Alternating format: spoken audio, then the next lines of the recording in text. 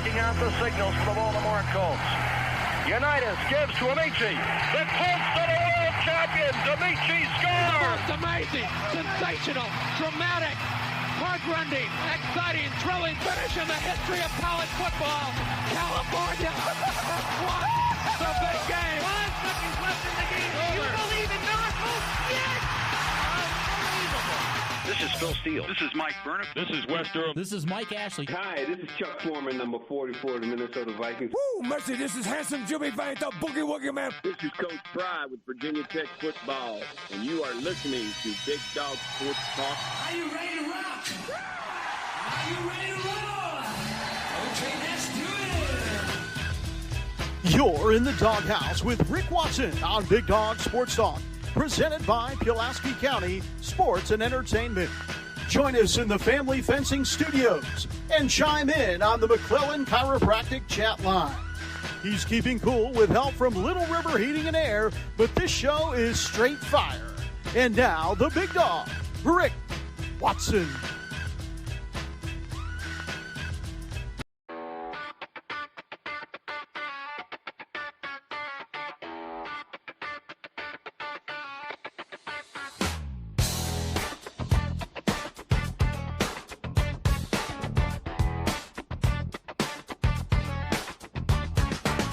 Rick Watson's got the mic, he's the big dog king.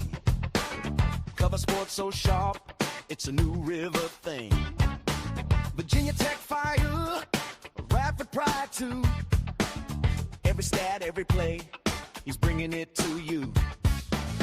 He's got that voice, deep as a valley, breaking it down, no dilly, no dally. Big dog sports talk, feel the bark, feel the bite. Rick's in the zone, every day, every night, from the Hokies to the Highlanders. He's got a spark, Big dog sports talk, lighten up the dark.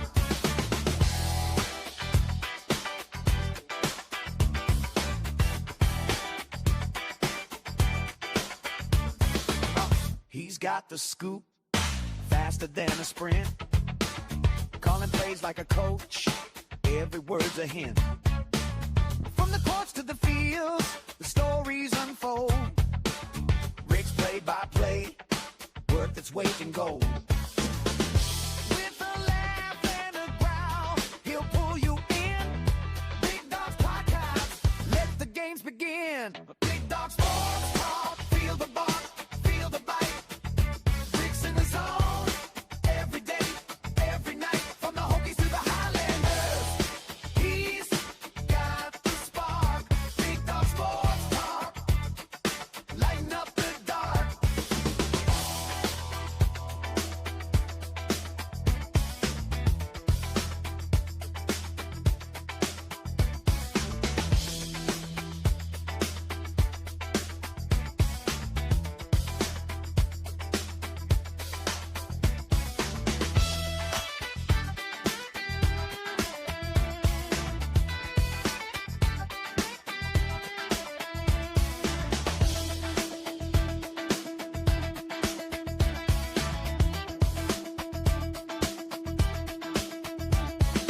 Sports Talk, feel the bark, feel the bite. Rick's in the zone, every day, every night. Hey, good morning. How are you? It's the finally Friday edition of the program. Hope you're well. What's up, Strawberry for Life? Welcome. Oh, she left already. Well, thanks for stopping by, Strawberry. Sorry we didn't get here in time. Hit us up in the McClellan Chiropractic chat room. Also on the professional door text line 391-0788.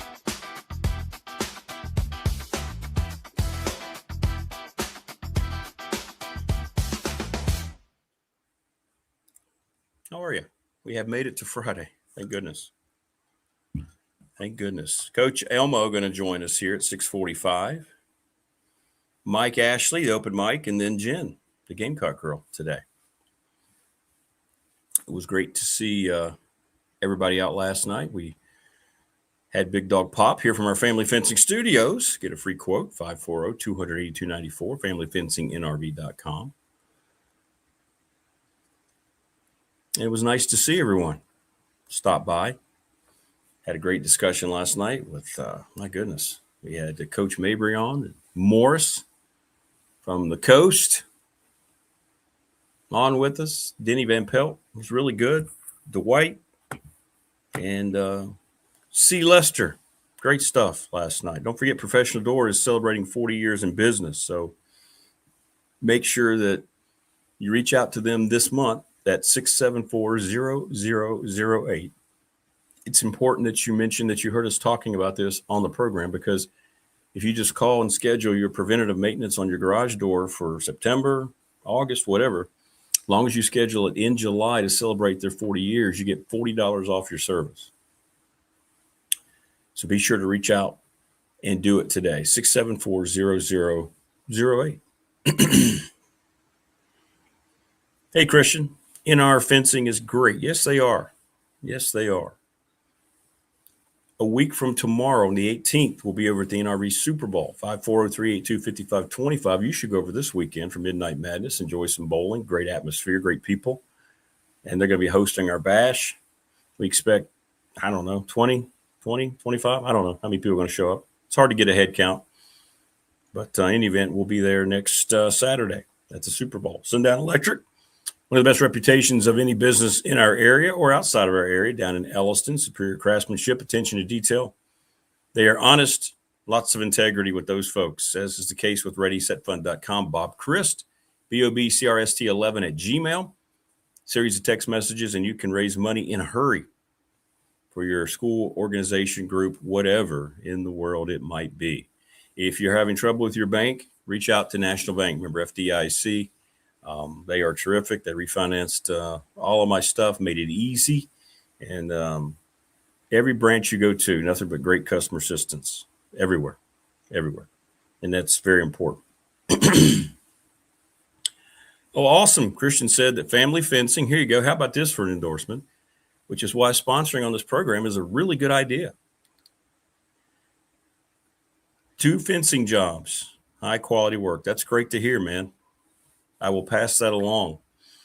If you reach back out to them, tell them you heard us talking about it here. BDST fan question of the week, the attorney Ryan Pry. That's 701 West Main Street, Trust and Estate Planning. And, well, curling won, ladies and gentlemen. The question was, Brandon gave us a great question. If you wanted to hear Rick Watson call a sport that's out of his wheelhouse, what would it be? Curling. 25 votes for curling, 17 for bowling.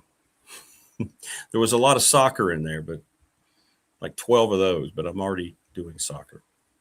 Little River Heating and Air, 1095 Radford Street in Christiansburg. Reach out to Charles Lee, 540-553-2971. Speaking of preventative maintenance, let them come by and check out your air units. We're presented each and every day by Jonathan Sweet, Tim Miller, and the gang at Pulaski County Sports and Entertainment. I'll be jetting up there after the show. I'm going to try to get some shots of the Sportsplex. I want to get a tour, and we're going to take a video and put it up on the channel. Look for that a little bit later on as well.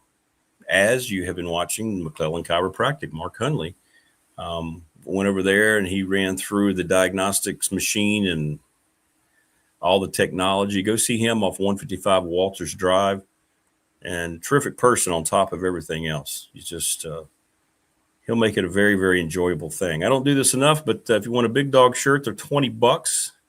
If I have to ship them 30, you can send a DM or hit me up on the text line. And that's courtesy of Brandon at Top Shelf Apparel. And Lawson's Mobile Home Supply has been doing it since 1997. 381-8011. James is going to be at the bash, I understand. 300 North Franklin Street, parts for your windows, plumbing, doors, whatever it might be. So it'll be great. Be great.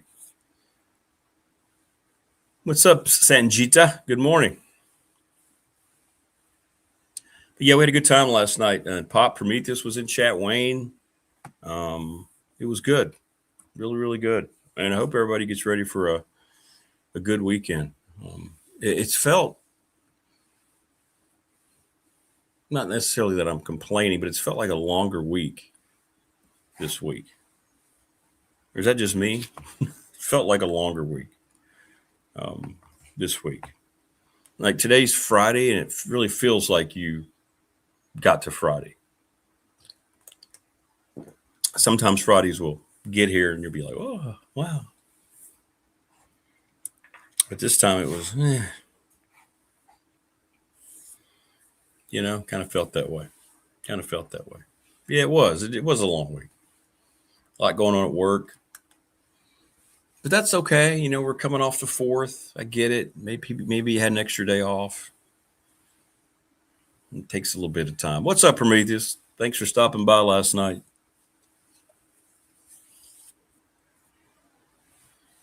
Yeah, exactly, man. It needs to be at the end of the week. It does. And I don't know. I guess it's a product of getting a little older, but I tell you, isn't it, you used to always, and maybe you still do, and that's great, but I used to always look forward, okay, what am I going to get into this weekend? You know what I look forward to getting into? I'm sitting on the back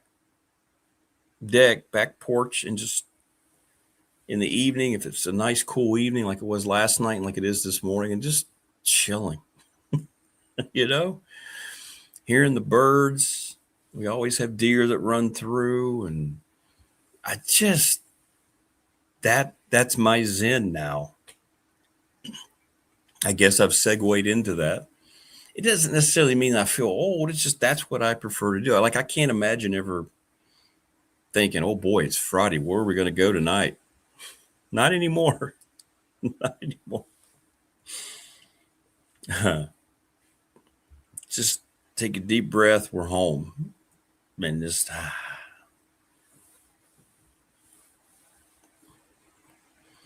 I wondered if the seat prices were going to go down since the U.S. and Mexico are out. And I wonder what the ratings are going to look like.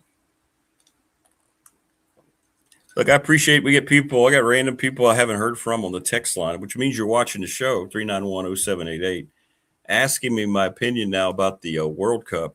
And I guess what it is, I just don't care. I don't know. I don't know who's going to win. England was our choice here. Like England was what people chose when we had our question of the week.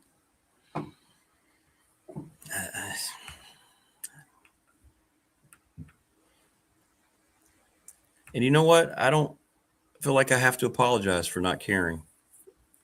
I just don't. Bob Black said it. Rick, I'm just not a soccer guy. And you know what? That's okay. A lot of people aren't baseball people. A lot of people aren't NFL people. I don't care. I will not watch. No. I know we're getting into the Final Four. Won't be watching. The one thing I want to watch, let me make sure when that is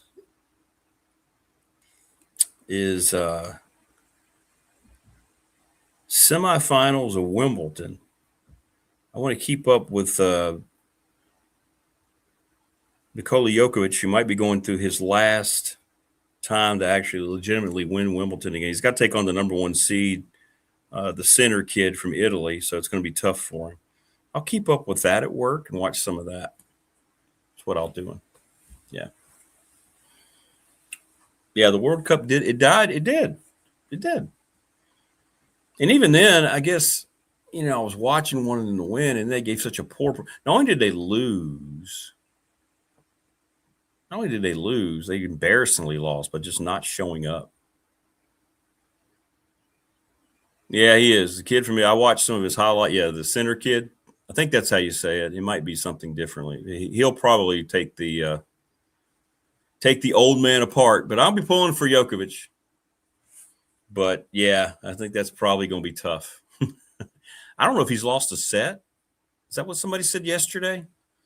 Not Jokovic, but center, the kid from Italy. I don't think he's lost a set. Oh, good for you, T-Bird. Off to the beach for a week. Awesome. Good for you, man. For you. Have a great time. You've earned it. Well, I hope we provide some kind of entertainment for you. You know, when you're out there and you're sitting on the beach and just chilling, have the show on. But that's probably going to be it for me sports-wise this weekend. I got to be honest. Sometimes it's good to break away from it a little bit because it's kind of our off season too without football here. So yeah. I don't find myself. By the way, okay, look at it this way. I'm not interested in the World Cup. I don't find myself interested in Major League Baseball right now, or I really haven't been the last couple of years. I get so turned off by things that happened last weekend when the kid had the perfect game and he's just eager to come out after 92 because they want him to come out 92 pitches. I don't care. Oh, Christian, you're heading there too. Good for you. Everybody heading to the beach next week. Well, why not? It's July. But I don't go. Baseball to me is almost dead. I know there's going to be a massive work stoppage. And what did it? I think the final thing that did it for me was when Rob Manfred allowed the Dodgers, who started it, and now other teams are doing it, the Mets and so forth, this deferred salary crap to where the Dodgers can owe however many billions it is to Ohtani and that roster and not have it affect them now, not having to pay it now so they can just stockpile all this talent. Dodgers aren't breaking the rules, and this isn't the Dodgers did this. This is Major League Baseball allowing this. I don't care. It's just like, it's stupid. So they've got a roster that they normally couldn't afford if they had to pay it all in 1 year, because the salaries would be over $1 billion. How ridiculous is that? But they can defer it. They have it spread out. And the reward is the athlete gets more at the back end or something if they help.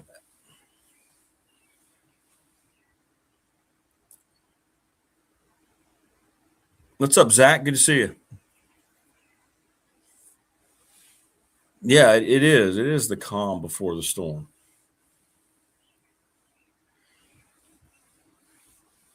Saw a graphic where, Dave Roberts is the fastest to win 1,000 games as a manager. Well, yeah.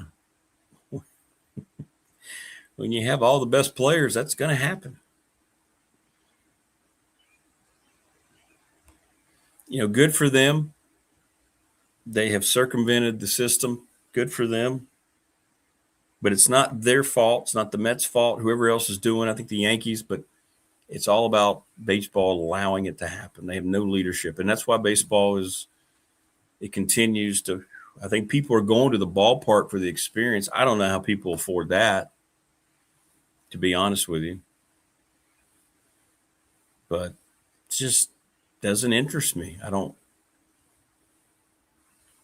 There's no pitcher that, like, oh, I want to watch. You remember how we used to always have a pitcher or two you couldn't wait to watch throw? Nolan Ryan. Like when Nolan Ryan was going to the mound, it was an event. Like you wanted to find that game and watch it, right? Roger Clemens. For me in the 80s, Dwight Gooden. Maddox was great, but he was more of a craftsman. He didn't throw hard. He was wonderful. He's one of the greatest pitchers of all time. And when you got into a game he was pitching, it was cool to watch him, but I didn't think I had to watch him pitch. And I guess for me, it was guys who really could bring it. Randy Johnson. I used to love to watch Randy Johnson pitch. I mean, Paul Skeens is the closest thing to that type of throwback, and he's having not a great year. He's not getting shelled, but he's not having a great year following up the Cy Young. And then player-wise, for me, there's really only one that you just take the time to watch, and it's Shohei Ohtani. And I think he's having a good year. I have to look up his stats. I'm not even sure what his stats look like. Let me get you that real quick. I mean, I know he's a great player. He's the best player in baseball. So it's not like I'm questioning him at all. 20 home runs, 56 runs batted in. So there you go. So he's having it's kind of a quiet year. He's gone back-to-back 50 home runs. and he's pitching more this year, and he's still that guy. He's incredible, right? He's the one thing that you can go to and say, okay, this is cool watching him. He's almost making history every night. But we've talked about this. I've written about it in the Patriot. By the way, today, speaking of baseball, check it out in the Patriot. I continued. It's more of a career, just a reminder of the greatness of my all-time favorite player, Tony Gwynn, when baseball was just so prominent in my life. So check it out. I think I called it Tony Gwynn Continued. So I did see that. Yes, Prometheus. That gave me hope. Who was it? Let me make sure I get the name right. We just talked about that last Sunday. Oh,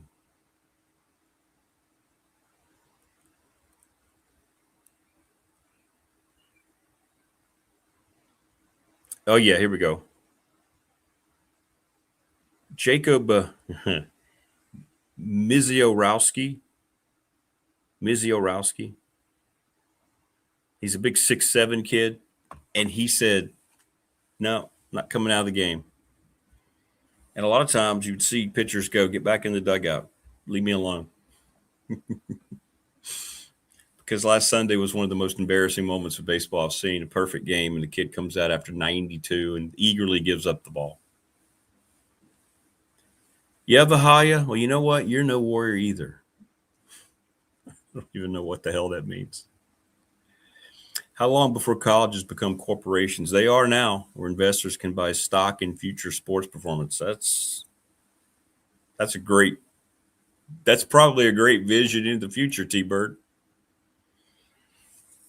So anyway, check it out today. And I promise it'll be the last time I write about Tony Gwynn. First time I wrote about the person who I met. Met him in person once and interviewed him another time later on the radio. So great human being. God rest his soul. I know I was at work the day that it came down that he passed, and I had to leave work. It's one of those that shook me a little bit. Because even though you know he has no idea, no recollection of who you are, you still feel like after you've interviewed him, you met him, shook his hand, that it just affects you more, a little bit more.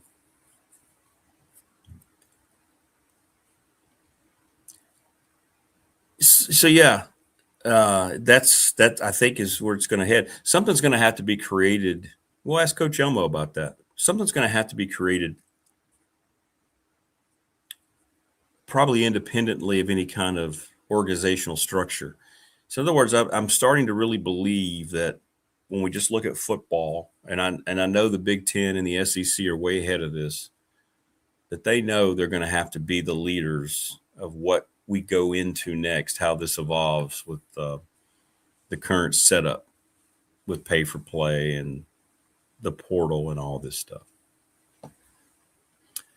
I don't believe anything's coming down the pike. I see more lawsuits against the 5-year plan because of the age limit. If that is getting sued, imagine what it's going to be like when they start putting out a salary cap. If they try to make that a thing.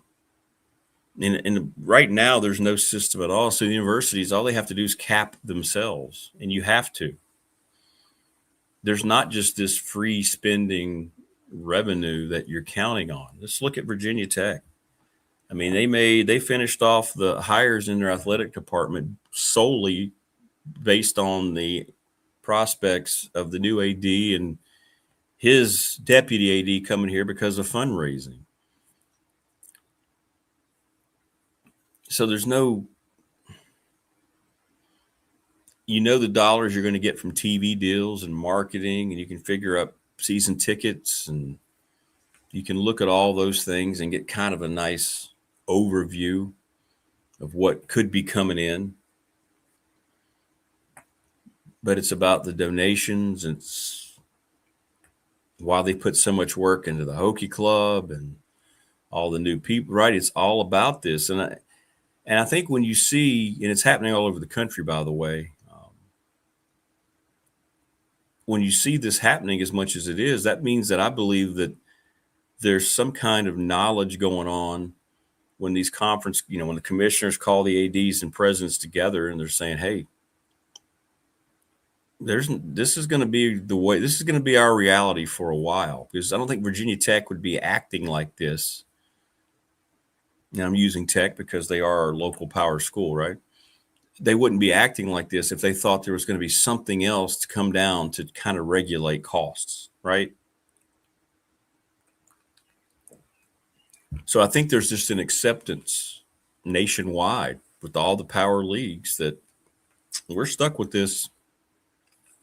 So as we go, let's try to create our own rules. Now, along with that, I don't trust anything anybody from the NCAA would say about anything. And you can't completely trust these schools to act on the best interest of anything but themselves. Let's be honest. You think Greg Sankey or Tony Petitti cares what happens in any other league? No, they don't. They're just worried about what they are in charge of.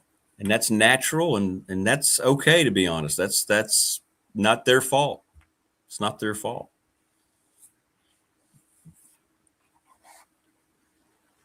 So we'll see what it looks like here in a few years. Maybe we'll talk to Coach Elmo a little about that as well. Well, college football does already have its own championship, yeah. And we'll see what the breakaway looks like. It's going to be interesting. What I'm interested to see, too, what happens to the branding of the conferences? Does that go away? I don't know. I don't know the answer to that. Like, it's hard for me to believe, as much as the Big Ten throws out their logo and the SEC throws out their logo, it's hard for me to believe that they're just going to toss that aside. And if you have, I know what was it Todd Grantham said a couple of times, a couple of weeks ago, 64 teams, whatever it's going to look like. How is that broken up? Are you going to have, let's say you have 64 teams. Are you going to have 8 divisions of 8 teams? You're going to have a 24-team playoff? That's 8 spots. You still have 16 left. How do you get there? I don't know the answer. I don't know the answer.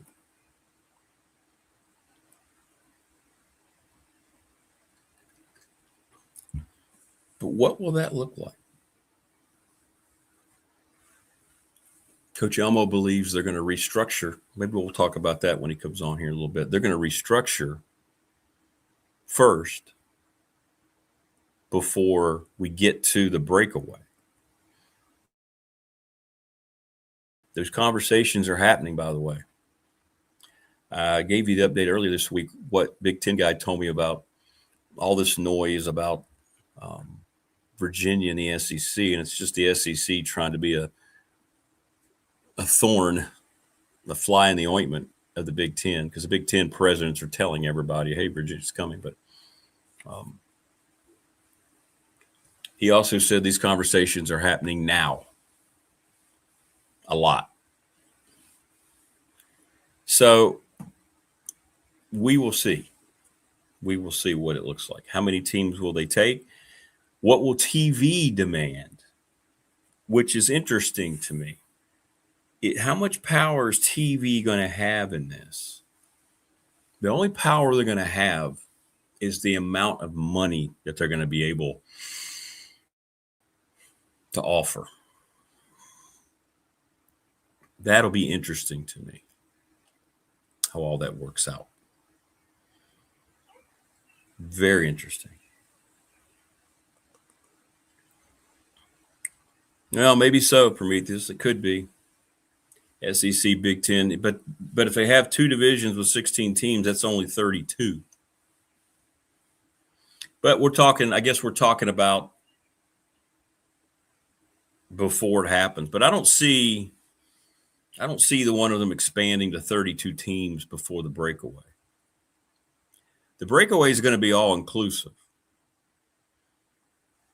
So that'll be everybody restructuring together. Like right now, I think the SEC will go from what? Yeah, maybe. But the Big 12 and the ACC, it's going to be interesting to see what happens. Are they just going to give up their branding? Maybe they do in football because it's worth it to them just to be part of it, right? And you keep that branding in the other sports, right? You still call it the ACC and everything else in the Big 12. Maybe that's the compromise. I don't know. We're talking about just one sport here. Keep in mind, we're not talking about a breakaway that's going to happen in other sports. College basketball is not breaking away. College baseball is not breaking into.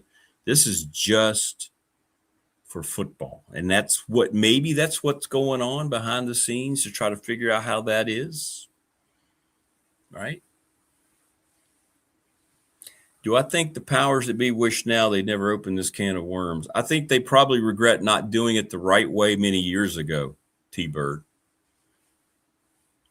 If this would have been handled, if they'd have gotten out in front of it, none of this would be going on today. From the lawn at UVA to VPI's drill field, and now the beaches in Palm Coast, BDST has all things sports revealed. Good to see you last night, Morris. You were great, as usual.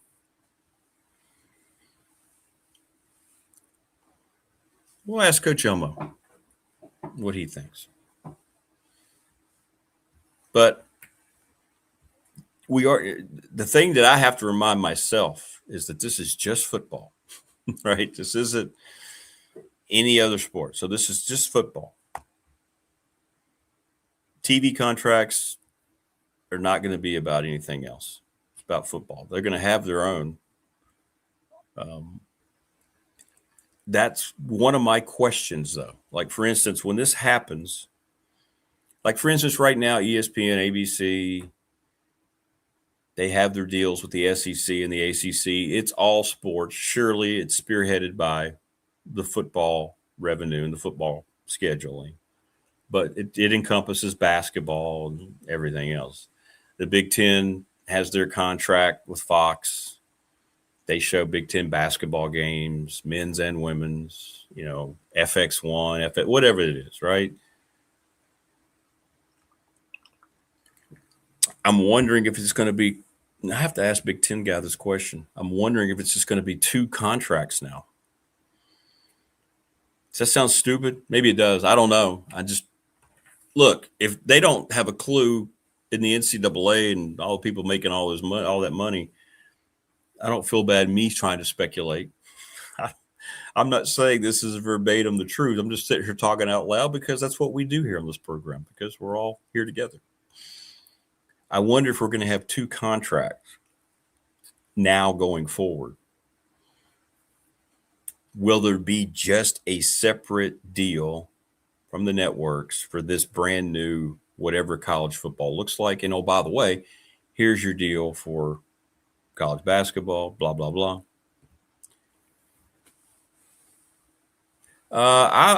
It's hard to say, man. I would tell them more 20 to 30. Hopefully that many people show up.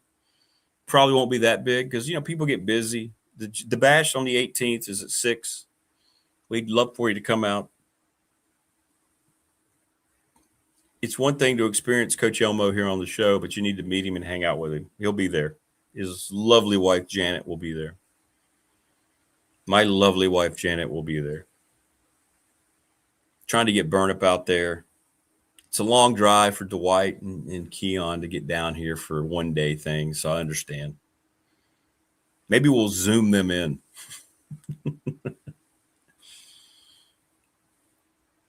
But that's what I would tell them, Morris. It won't be – I don't think it's going to be massive. And that's okay. It'll just be a lot of fun meeting a few people. It will be great. But I'm going to ask Coach Elmo these questions as he gets on here. He'll have a thought on it. He already has about expansion, so he might know. I don't know. Yeah, 22 and a half. There you go. Yeah, it's not like we're going to overtake the building. Tell them we won't spill over onto, other lanes. One thing that's underrated to me, this is my own little thing growing up, and my mom was a really good bowler. You know what I always loved the sound of? I've just always loved the sound of the pins being knocked down. And watching the sweeper arm come through and knock, and clean out the lane. I remember that from when I was little, because I'd always go up. Mom would bowl in the league. She bowled for Pulaski Community Hospital at Leisure Lanes. Remember Leisure Lanes? And I've always loved the sounds of a bowling alley. Always.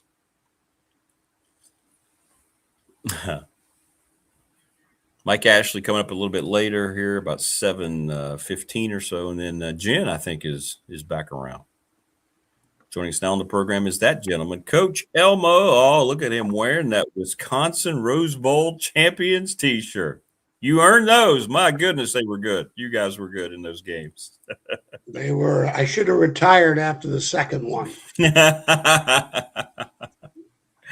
All right, Coach. So you got us thinking about this earlier in the week. We're talking about our speculation about this whole realignment of just college football. I know you believe they're going to be divisional or conference editions before the alignment, but you think there's going to be two deals with the TV networks for just this, whatever it's going to look like, and then they're still going to have deals in place for the NCAA basketball tournament and other sports? Or do you think it's all going to be encompassed into one thing? Do you think this could be a totally different negotiation? Well, I think it's going to go hand in hand. You got TV. I don't think TV, and haven't talked to some people, it'd be fun to have Dave Brain on. I really think if we need to do that. Brain on to his perspective of this. I want to call him and talk to him about it, because I really would enjoy his perspective. Absolutely. If he has one. He may not even have one and could care less. But I will say this, Rick.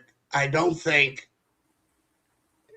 and who knows, but I don't think the TV people is going to have anything to do with, okay, SEC, you take Miami. They're not going to tell the conferences who to bring in. It's just they're just dealing with the contracts and the money. That's all. So here's my point. I think, and I do believe, agree with you, that right now there's jockeying going on within the universities, and particularly the ACC, because it's already, I mean, what was it, like 2 years ago or 3 years ago when FSU and Clemson, they threatened to get out. I don't know when that timeline is. Yeah. That grenade's already been thrown. So that's why the ACC gets so much scrutiny, because, the conversation prior to the seasons of how many years ago that was on a timeline, which I can't put that together, but there was a grenade thrown as, hey, because they're not, there's $30 million. The SEC Big Ten schools got $30 million more than the ACC schools through the television contracts. Right. If I'm correct on those figures. So that's why the ACC always comes up and not the Big 12, because the Big 12, they when they lost Texas and Oklahoma to the SEC, they didn't panic, and all of a sudden, okay, well, then next thing you know, the Pac-10 through their own demise, was the Big 12's. They were able to gain because of Arizona State, Arizona, and bringing schools in to strengthen that conference. So you can sit there and say, well, the ACC is better than the Big 12. Well, not if you're in the Big 12, and not if you're in Big 12 country.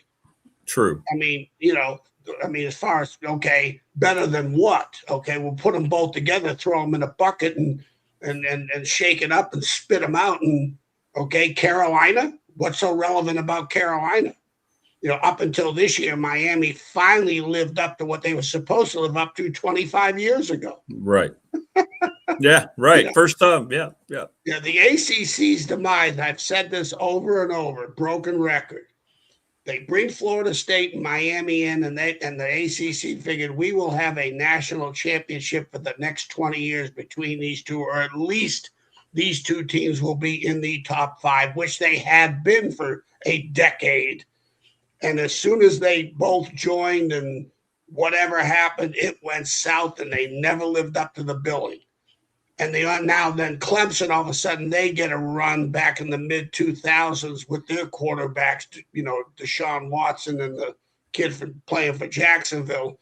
And they're like the ACC savior. And now they've gone south. Yeah, in a hurry. Okay? In a hurry. So it's like, you think about the history, go back to the history to what the future's going to be.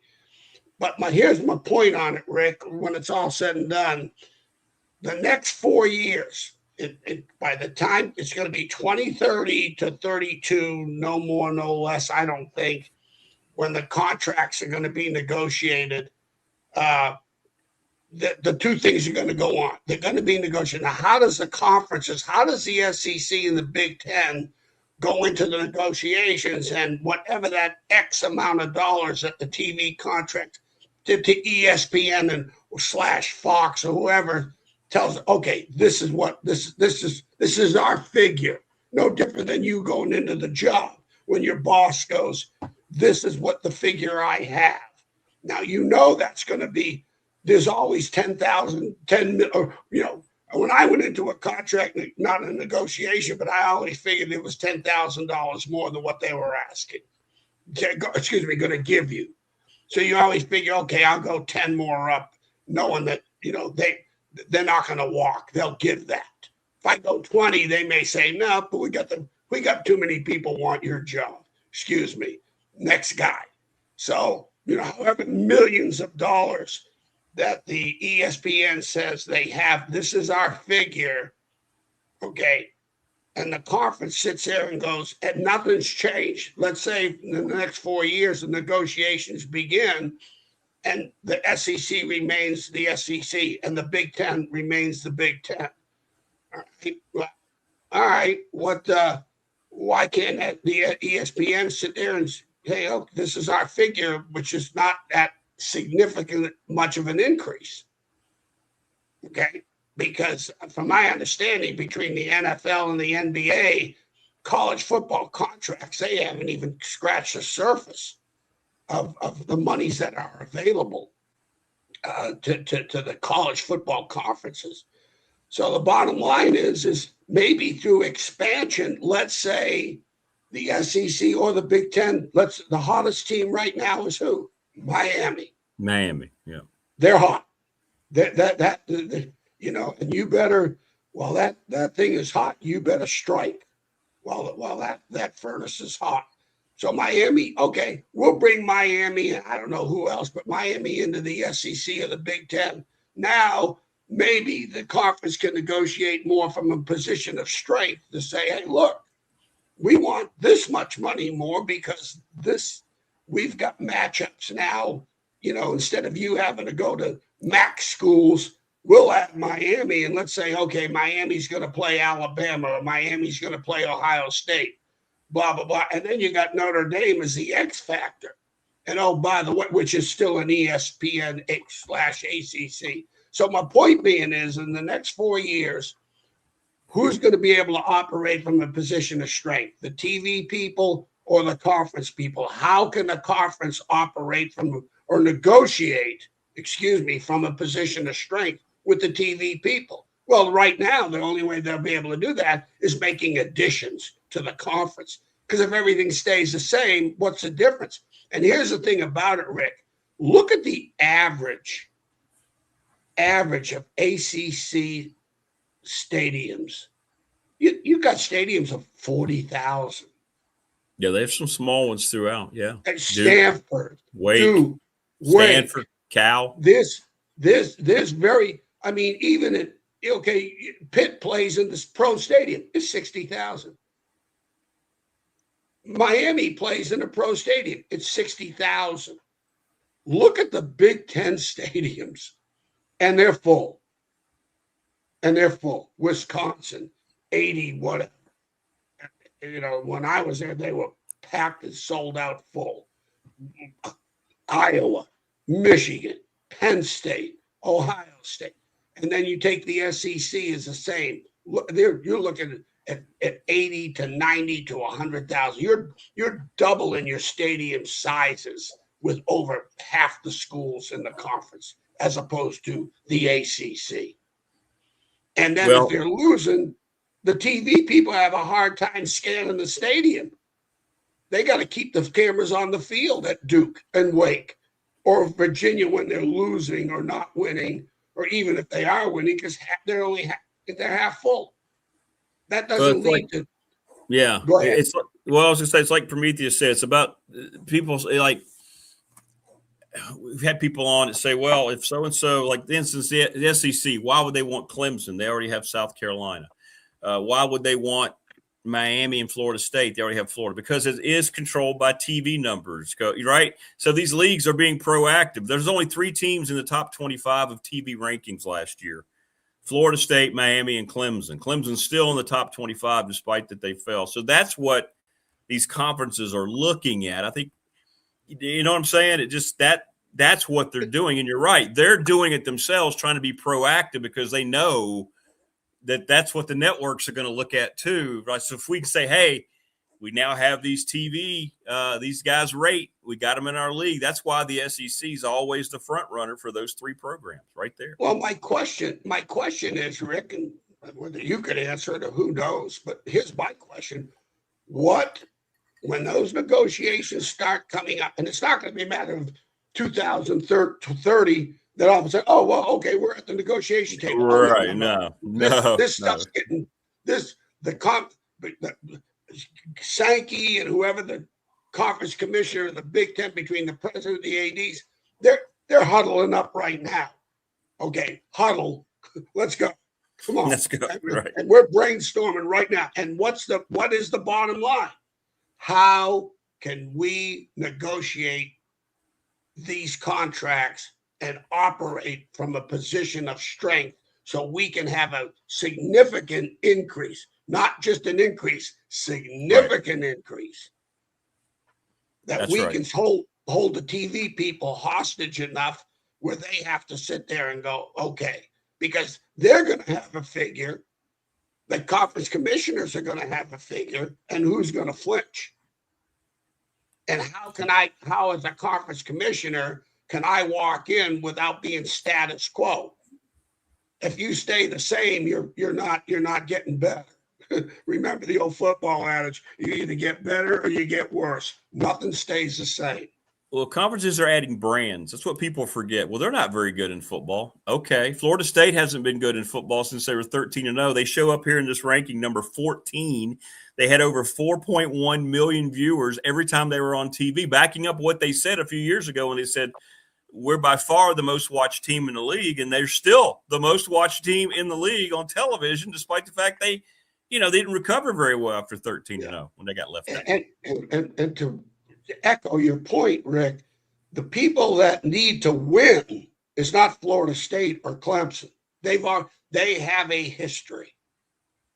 The people that need to win is Carolina, UVA, Virginia Tech.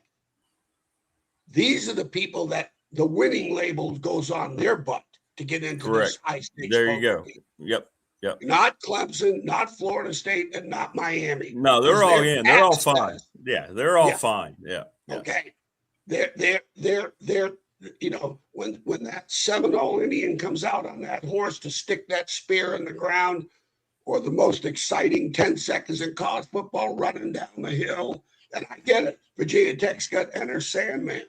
But, the bottom line is the conference commissioners of the SEC and the Big Ten, because that's ESPN and Fox, when they get into that negotiation, how are they going to be able to, when they say this is my X amount of dollars we're going to have in the contract, but the commissioners say, oh, no. We want Y amount of dollars, and what, and the Y is greater than the X, let's say. Mm-hmm. All right. And how are they going to do that? By staying the same, by doing nothing? No, I think they do it. I think not the way, but I think my top 5 will be expansion, bringing in eyeballs, bringing in people that all of a sudden advertising, because what is it? Advertising dollars. If the advertising dollars go away, there's no more college football on TV. 100%. If Notre Dame is winning 2 games a year for the next 5 years, that NBC contract there is no negotiation, or they're going to get them really on the cheap. So I think those are the 2 factors right now within the next 4 years are huge. One being the negotiation from a position of strength between ESPN, Fox and the Big Ten and the SEC. Because 100%. The ACC is already through 36.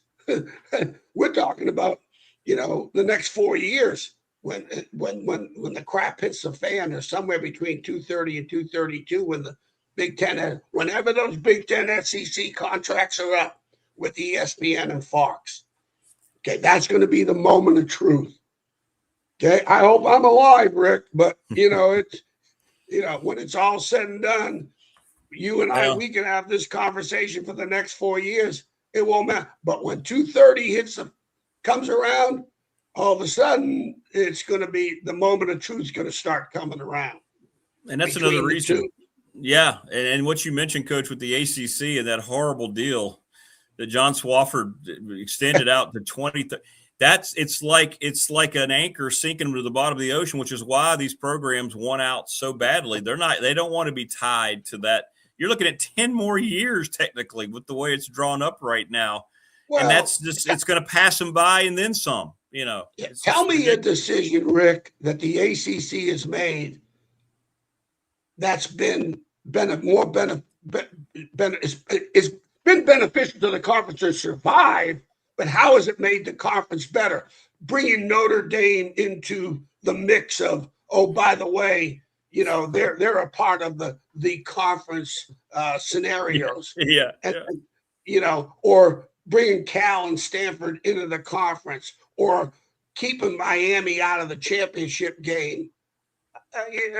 There's not a decision that I can think of that's going to put the ACC in an advantage. I can't think of one. And that revenue, with Miami gets to keep all, you're right. They thought, okay, well, don't leave us. If you guys win, you get to keep all the money. Well, what about the rest of you? Remember, how did they ever sign off on this crap?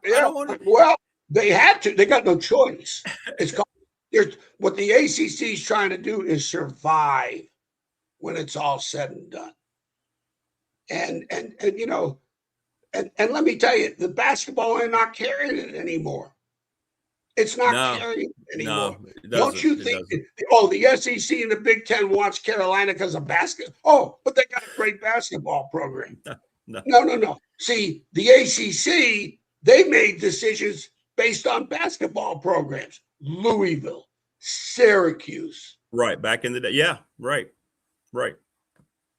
They bring in those were as much basketball decisions as they were football decisions when those additions came in. You think the SEC took Oklahoma and Texas because of their basketball team? Are you serious? They're like, oh yeah, they play basketball too, don't they? Even though they've had success. Yeah. No, so I think the next 4 years, the conference realignment, I'm not saying it's the reason, but I think it'd be in the top 5 and the conference commissioners of giving them a chance to negotiate from a position of strength to get more money out of the TV, to ask and demand more money because we can. Right now, if they stay the same, if nothing changes for them, what's going into negotiation? You're working for the TV people. I'm the conference commissioner. We keep the same. You say, hey, Phil, this is our money. This is what we're going to offer you. What do I come back with? Yep. Tell me what I can come back with to say, no. I want 20 million more, whatever that figure is. I don't know. But it's going to be an amount that I know what the NBA and the NFL are getting, and it's way below what the college football people are getting. It's just like you think about it. The NFL's got it made. They don't put a penny into their farm system, and ESPN's got it made because they get college football on the cheap compared to the NFL. Which is why the Not ACC even close.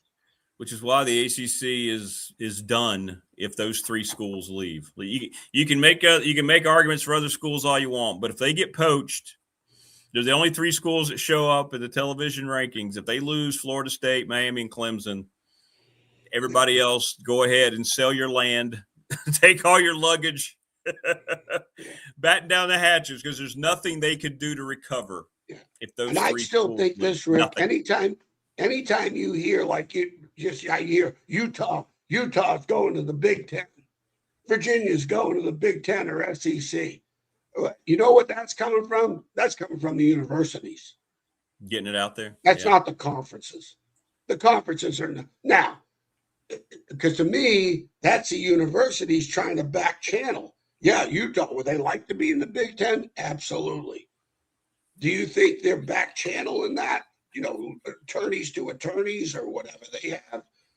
Absolutely. Do you think Virginia's not back channel in the Big Ten right now? Oh, yeah. You think Virginia Tech's not back channel in the SEC right now?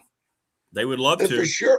They would love to. Florida State, Miami. You don't think there's conversations going on right now of what the intentions are and what we can bring to your conference? Because it's not about, again, Rick, when I was in the Big Ten, that conference was so well run, and their commissioner at the time, I can't remember his name. This is 20 years ago, because he'd always come out and talk to our Rose Bowl teams. And one thing about the Big Ten, when you were represented in the Rose Bowl, every Big Ten school was rooting for you, and that conference commissioner came out and talked to the football team, because it's not only just you as a university at the time, because it was a Pac-10 Big Ten thing. You were representing the Big Ten, and that was a huge deal. You talk about a pride thing. That was real. It was so real for us when that commissioner stood in front and talked to those kids about, yeah, we're glad you're here from Wisconsin, but you have a Big Ten patch on that jersey, and don't you forget it, because that's how important this game is. That's why I don't think they lose their branding. I don't think the SEC or Big Ten loses their branding, whatever it looks like. They'll figure out some way to keep it prominent. Well, again, again, just look at, TV, it's all about the optics, right?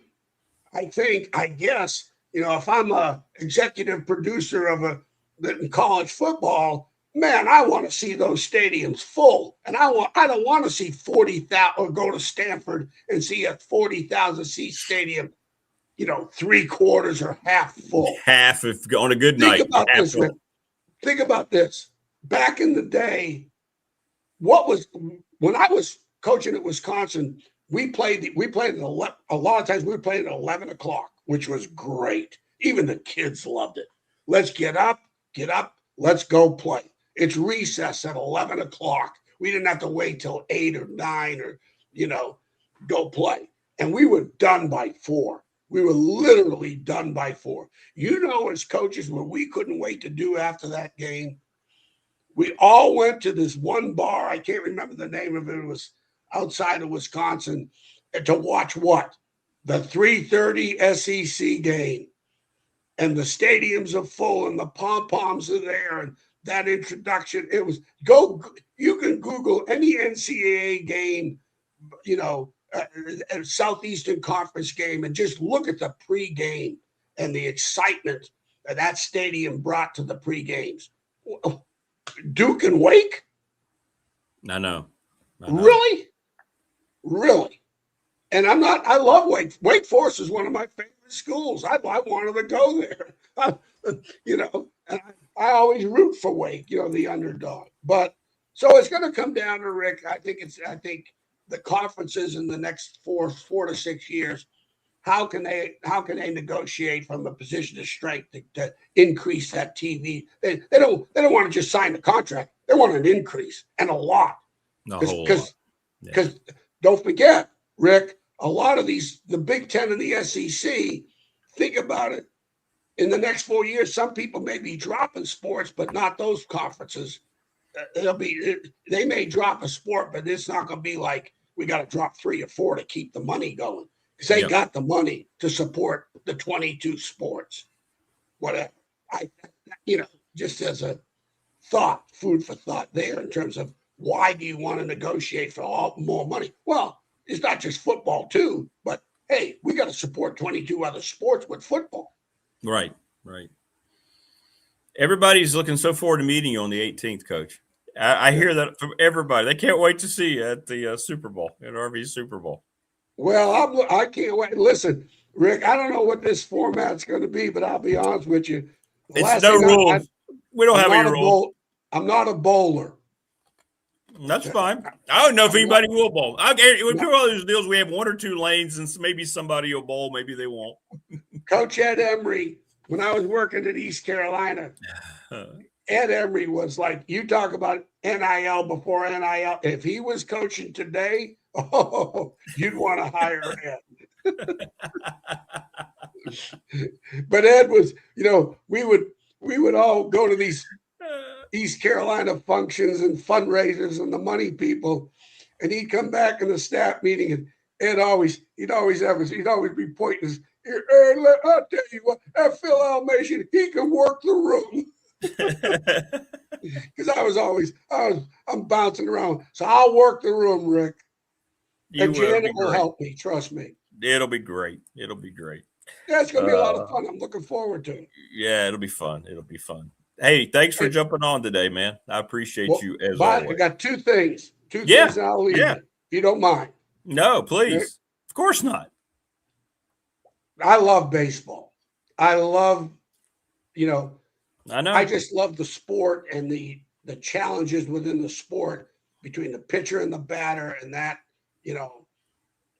that psychological game and who's going to own the plate. You got that plate's cut in half. The pitcher's going to own a certain half, and the batter's going to own a certain half, and who's going to flinch? Okay, because that ball could come at your head and you could be dead. All right. So my favorite pitchers growing up, I made my list. Sandy Koufax was my number one guy who I loved watching. You look at that wind up, and you're gonna go in the batter's box against him. Oh, I'd take 3. I'd be so far back, and I would sit there and just watch all 3 strikes, and I'm out of there. Period. Right. God's perfect pitcher. My dad used to call him God's perfect pitcher. Oh, just go back in YouTube and look at the windup and where that ball was coming from. And I'll be damned if you better have a lot of courage going into that play. No clue, right? Yeah. My next favorite pitcher growing up, I emulated him as a little league pitcher, Warren Spahn. Yeah, absolutely. Then of all the pitchers that put the fear of God in their own players, even the players on the St. Louis Cardinals feared him at batting practice. Bob Gibson. Love Bob Gibson. Yeah. You imagine somebody going out. You imagine a manager trying to take Bob Gibson out of a game because of his pitch count. Hey, he'll throw the ball and hit the manager. I'll guarantee. On the way out. Give me the ball. On the way out, right at the back of the head. And not miss and hit him right square in the head. He's that accurate. Juan Marshall, how about that windup? Juan Marshall, the great giant. Yeah, absolutely. And then the other guy, just intimidating. You don't want to make eye contact. Who do you want? Which pitcher do you want? You don't want to make eye contact with Gibson, Koufax, and Steve Carlton. 100%. Nolan Ryan would hit you. He would drill you. Nolan Ryan said, if you make eye contact with Steve Carlton, he's going to throw at your head. Absolutely. Don't you look at me that way. Randy Johnson was that way too. If he didn't if he knew what you were doing, you're getting one right by he's throwing 101 right by your chin. and Jim Palmer. Those are my 8 favorites. That these batters today are so fortunate that they're not pitching, they're not batting against these guys because these guys ain't coming out. And by the way, you're going to get knocked down. Absolutely. You will get knocked down. You hit a home run, that next one's coming inside, high and inside. And that's part of the game. Now, of course, today, boy, whoa, guys get so offended, but that's part of the game, man. That's part of the game. You know what, though? It's still, I love watching the game. And I'll tell you what I think's helped the game, Rick. I'm watching these umpires and I'm watching the strike ball calls. They're not there. They're much better. They know they've had to improve. Yeah. They've had to improve. And they are. Because guess what? When people challenge, the percentages go with the umps. Absolutely. Yeah. They've had to work. It's given them a nice incentive to actually do their craft. Really improved them. I love the pitch clock. I love the fact that the advertisements between innings is so low because they're back on the mound and they're throwing. So the game's faster. I think the balls and strike with the replay has really made the game better. And I just love the art of baseball. You think about these playing shortstop and third base, that ball screaming off that bat, your eye-hand coordination making those plays. The athleticism is ridiculous. It's ridiculous.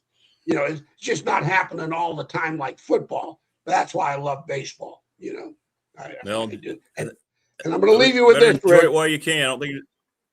You see this? This is my favorite movie. Yeah, The Great Escape. Not the 1913 U.S. I've heard Open. of that. I've never seen it. I've never seen The Great Francis Escape. We met. True story. The amateur. Okay. He beat Harry Vardon.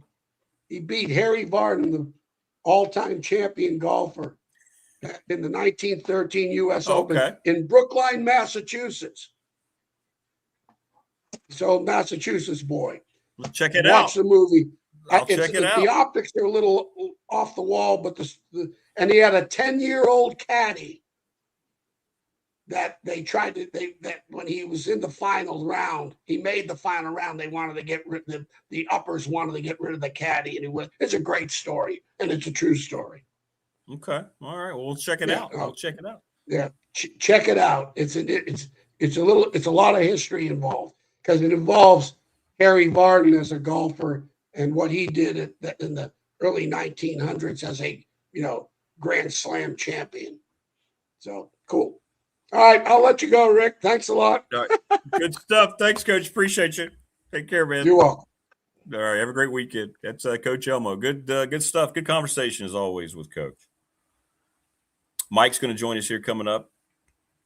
I see Prometheus was talking about Northwestern. I was just looking it up, Prometheus. It's interesting about Northwestern. They got this brand new stadium that's opening up this year too, right? 35,000 is the capacity. It was a privately funded $860+ million venture. So you're probably looking at $1 billion. And, we talk about contraction in leagues. You think maybe that's something? I know they've been with the league a long, long time. You think maybe that's something Tony Petitti, who's brand new to the Big Ten, right? But he's not a guy that cares about the legacy of things. He's just trying to position them. You think maybe that's what he looks at and is like, look, what's a school like Northwestern? Indiana probably fell under that same umbrella, though, until recently. So, but yeah, Northwestern, I mean, do you ever sit down at a Northwestern game and go, wow, I can't wait to watch. I can't wait to watch Northwestern. Even when they had a couple years there, a decade ago, they were okay. Hey, Brandon. You're very, very nice. Sources close to the situation say that BDST is straight far. Best program around by a mile. Thank you. We do our best and try. So I'm interested in contraction. I'm also thinking about this. Let me throw this out there for the group. because you are the smartest viewing audience on YouTube. What if the Big Ten, and just knowing, look at some of the comments of Tony Petitti. This guy is, he's a different cat. He's a modern commissioner for the modern times that we have in college athletics. He's not a dug-in president at some Big Ten institution for 20, 25 years that sits around and pontificates about the league. I know there are a lot of presidents in that league like that, but what if he is working on, we thought them bringing the LA market in was a big coup, right? USC and UCLA.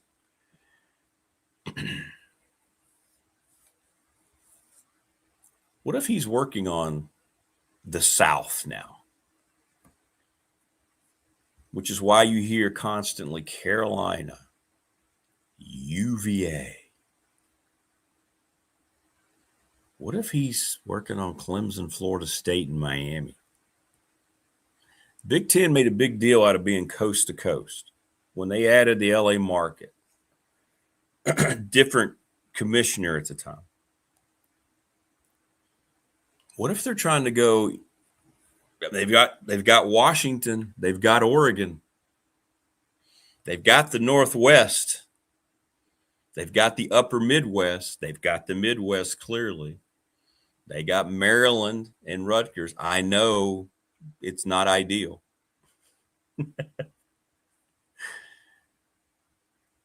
What if they're now just going on that other angle? Let's go to the other part of the state we don't cover. And boy, what would that do to the SEC? I was told the one statement, he didn't elaborate, Big Ten guy said he believes that Petitti and Sankey are about to go to war.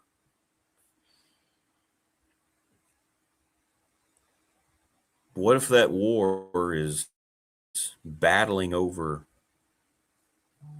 those three schools? I don't know. Now, obviously, we can look at all the common sense things about it, about regional rivalries. Obviously, it makes more sense for Florida State and Miami and Clemson to go to the SEC. It's a no-brainer, 100%. We know all that. Does anything make any sense whatsoever in college athletics? Right? Does anything right now make any sense? No. So, I don't know. I'm just thinking. What if he's trying to do that? Can you imagine if the Big Ten made an announcement that they're adding Florida State and Miami? Now, again, you're not talking any kind of regional rivalries that make sense. I'm just saying, I don't ever look at anything anymore and can say that this shouldn't happen. Obviously, it makes perfect sense for them to go right to the SEC, but I don't know. Hey, what's up? It's Bob Chris from the Ready Set Fund. We love the Ready Set Fund, Bob. Thank you. I'm sure VMI game will bring in great. Yeah, that's a night game. Northwestern, UVA, and such schools are all about academics, not fan base. True. Northwestern does have a piece of the Chicago market. Yeah, they do. They do.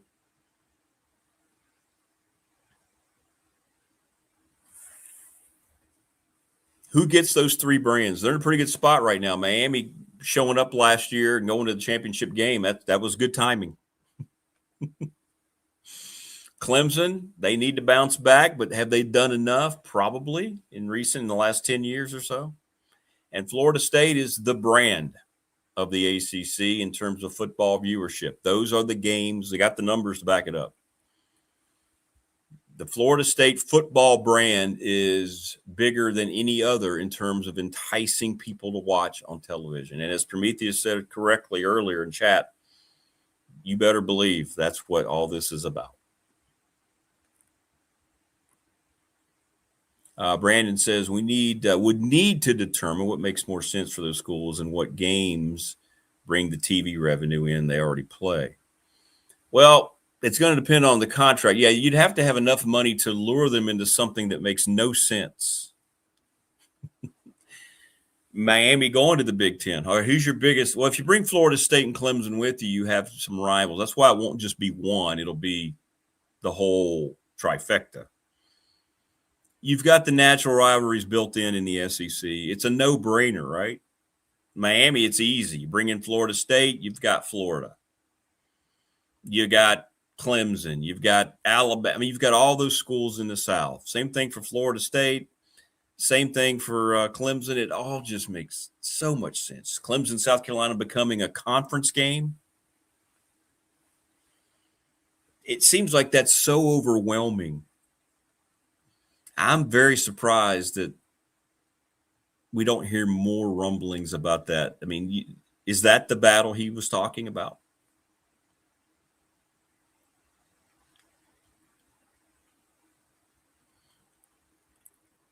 Last expansion of SEC was about best academic schools that also had good football. And now it's completely about what's going to bring in revenue. The JMU game will bring in viewers. Oops, JMU fans. To snowball whomever. It wasn't JMU that made that decision. That was not James Madison that made that decision. I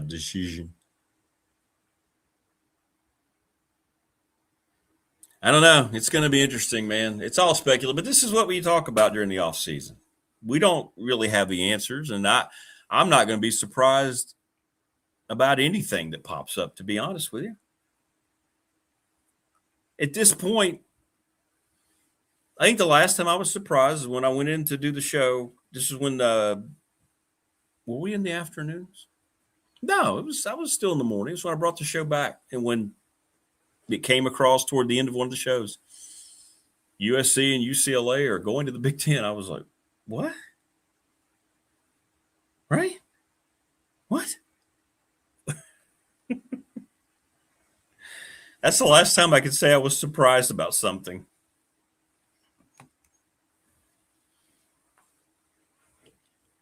Someone needs to take VMI and VPI as a package. Lifelong rivalry.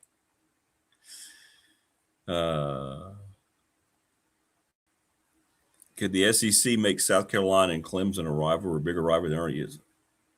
Maybe. Maybe.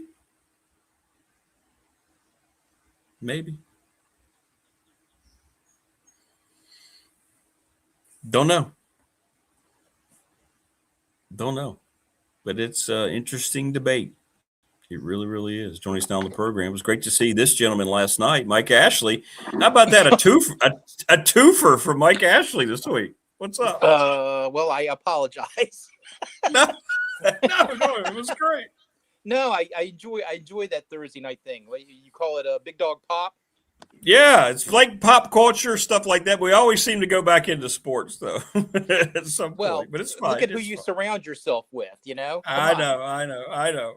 I tried to bring a little bit more last night. You guys were already off on the concert tangent, and that was a lot of fun. I think we all have fond memories of concerts we went to. And Dave Mabry has kicked my Springsteenian butt on his but anyway, we'll discuss that later. Cool. Hey, did I talk to you at all about Maryland football last week? I meant to, but I don't know you weren't on last week. No. That's right. You were traveling. All right. So Dwight talked about it.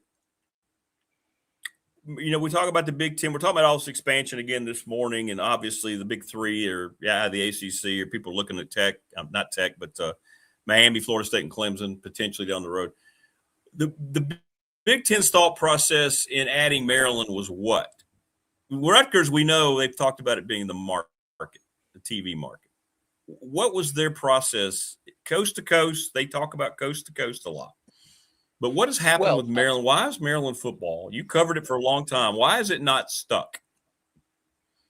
Fan-wise. Why does nobody care about Maryland football?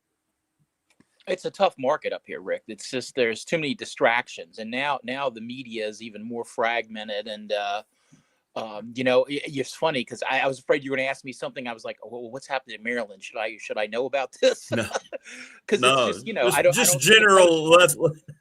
there's nobody from Yeah. the Post or the Baltimore Sun regularly covering that stuff. So that's where I would get my information. I don't listen to the local sports talk radio now because I listen to podcasts and Sirius radio like everybody else does. It's a different world. That's part of the problem. But Maryland just always.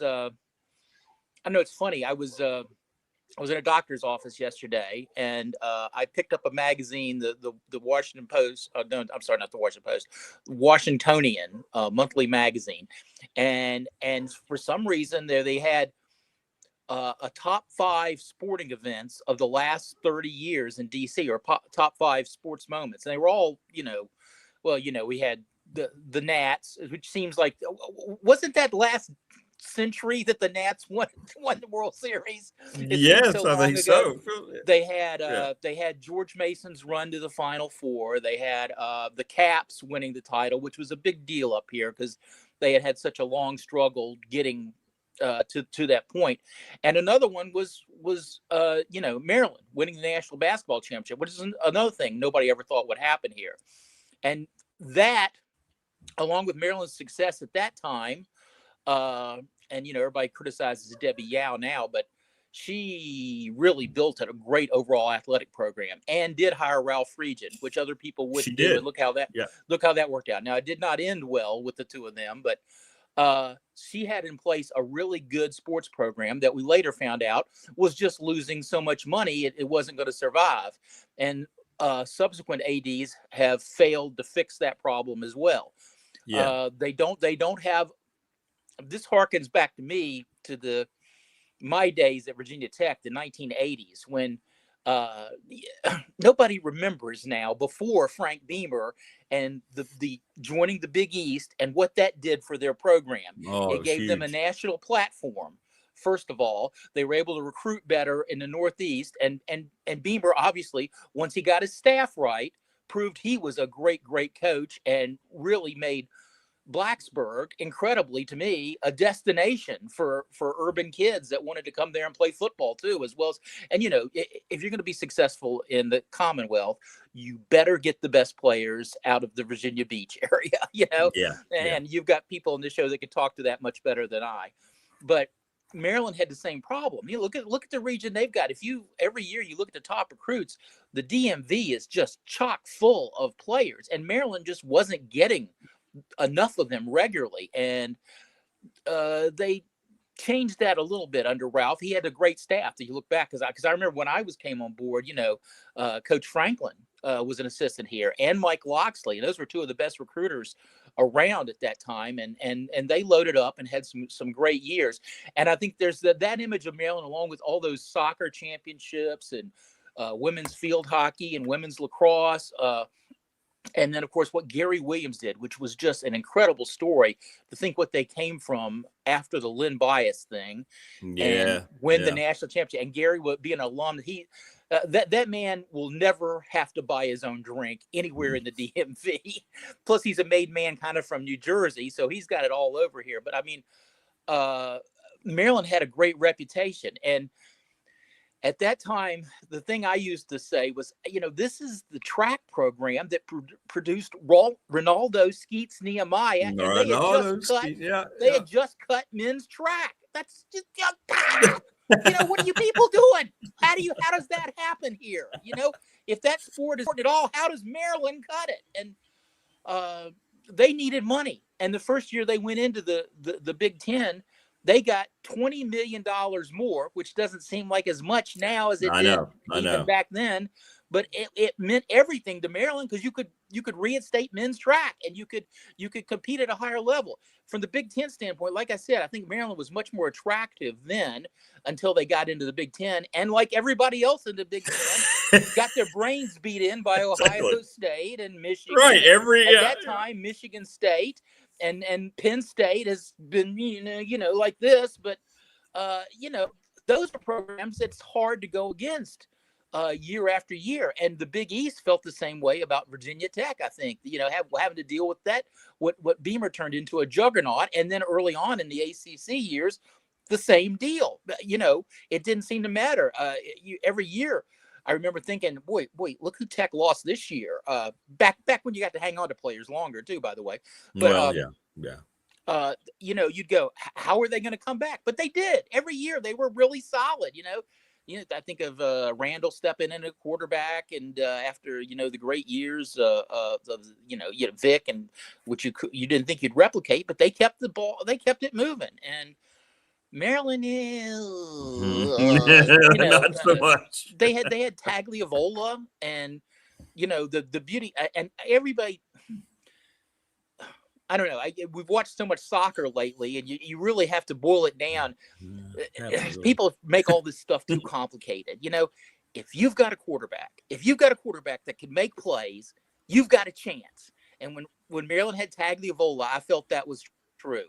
And but they just could never get the right mix around him. And that old, just the Big Ten is a different animal. They have got all those Midwestern programs, even the ones that don't compete great year in, year out, are always good. Wisconsin, Iowa, those big old farm-fed boys knocking you over on the end sweep or the off tackle play. They're just going to beat you down. And they're on the defensive line, they're going to be strong too. And if you don't match that and have depth, because people always want to know, why do they have to have so many players? Okay. Well, in my 20-some years covering Maryland football, 2 years finished with a linebacker playing quarterback. Okay, that's why you have to have so many players, because that stuff can happen, and that's just the positions you notice. You don't realize that there's some walk on from Pig's Knuckle, Arkansas over there just playing left tackle now because you've lost everybody else.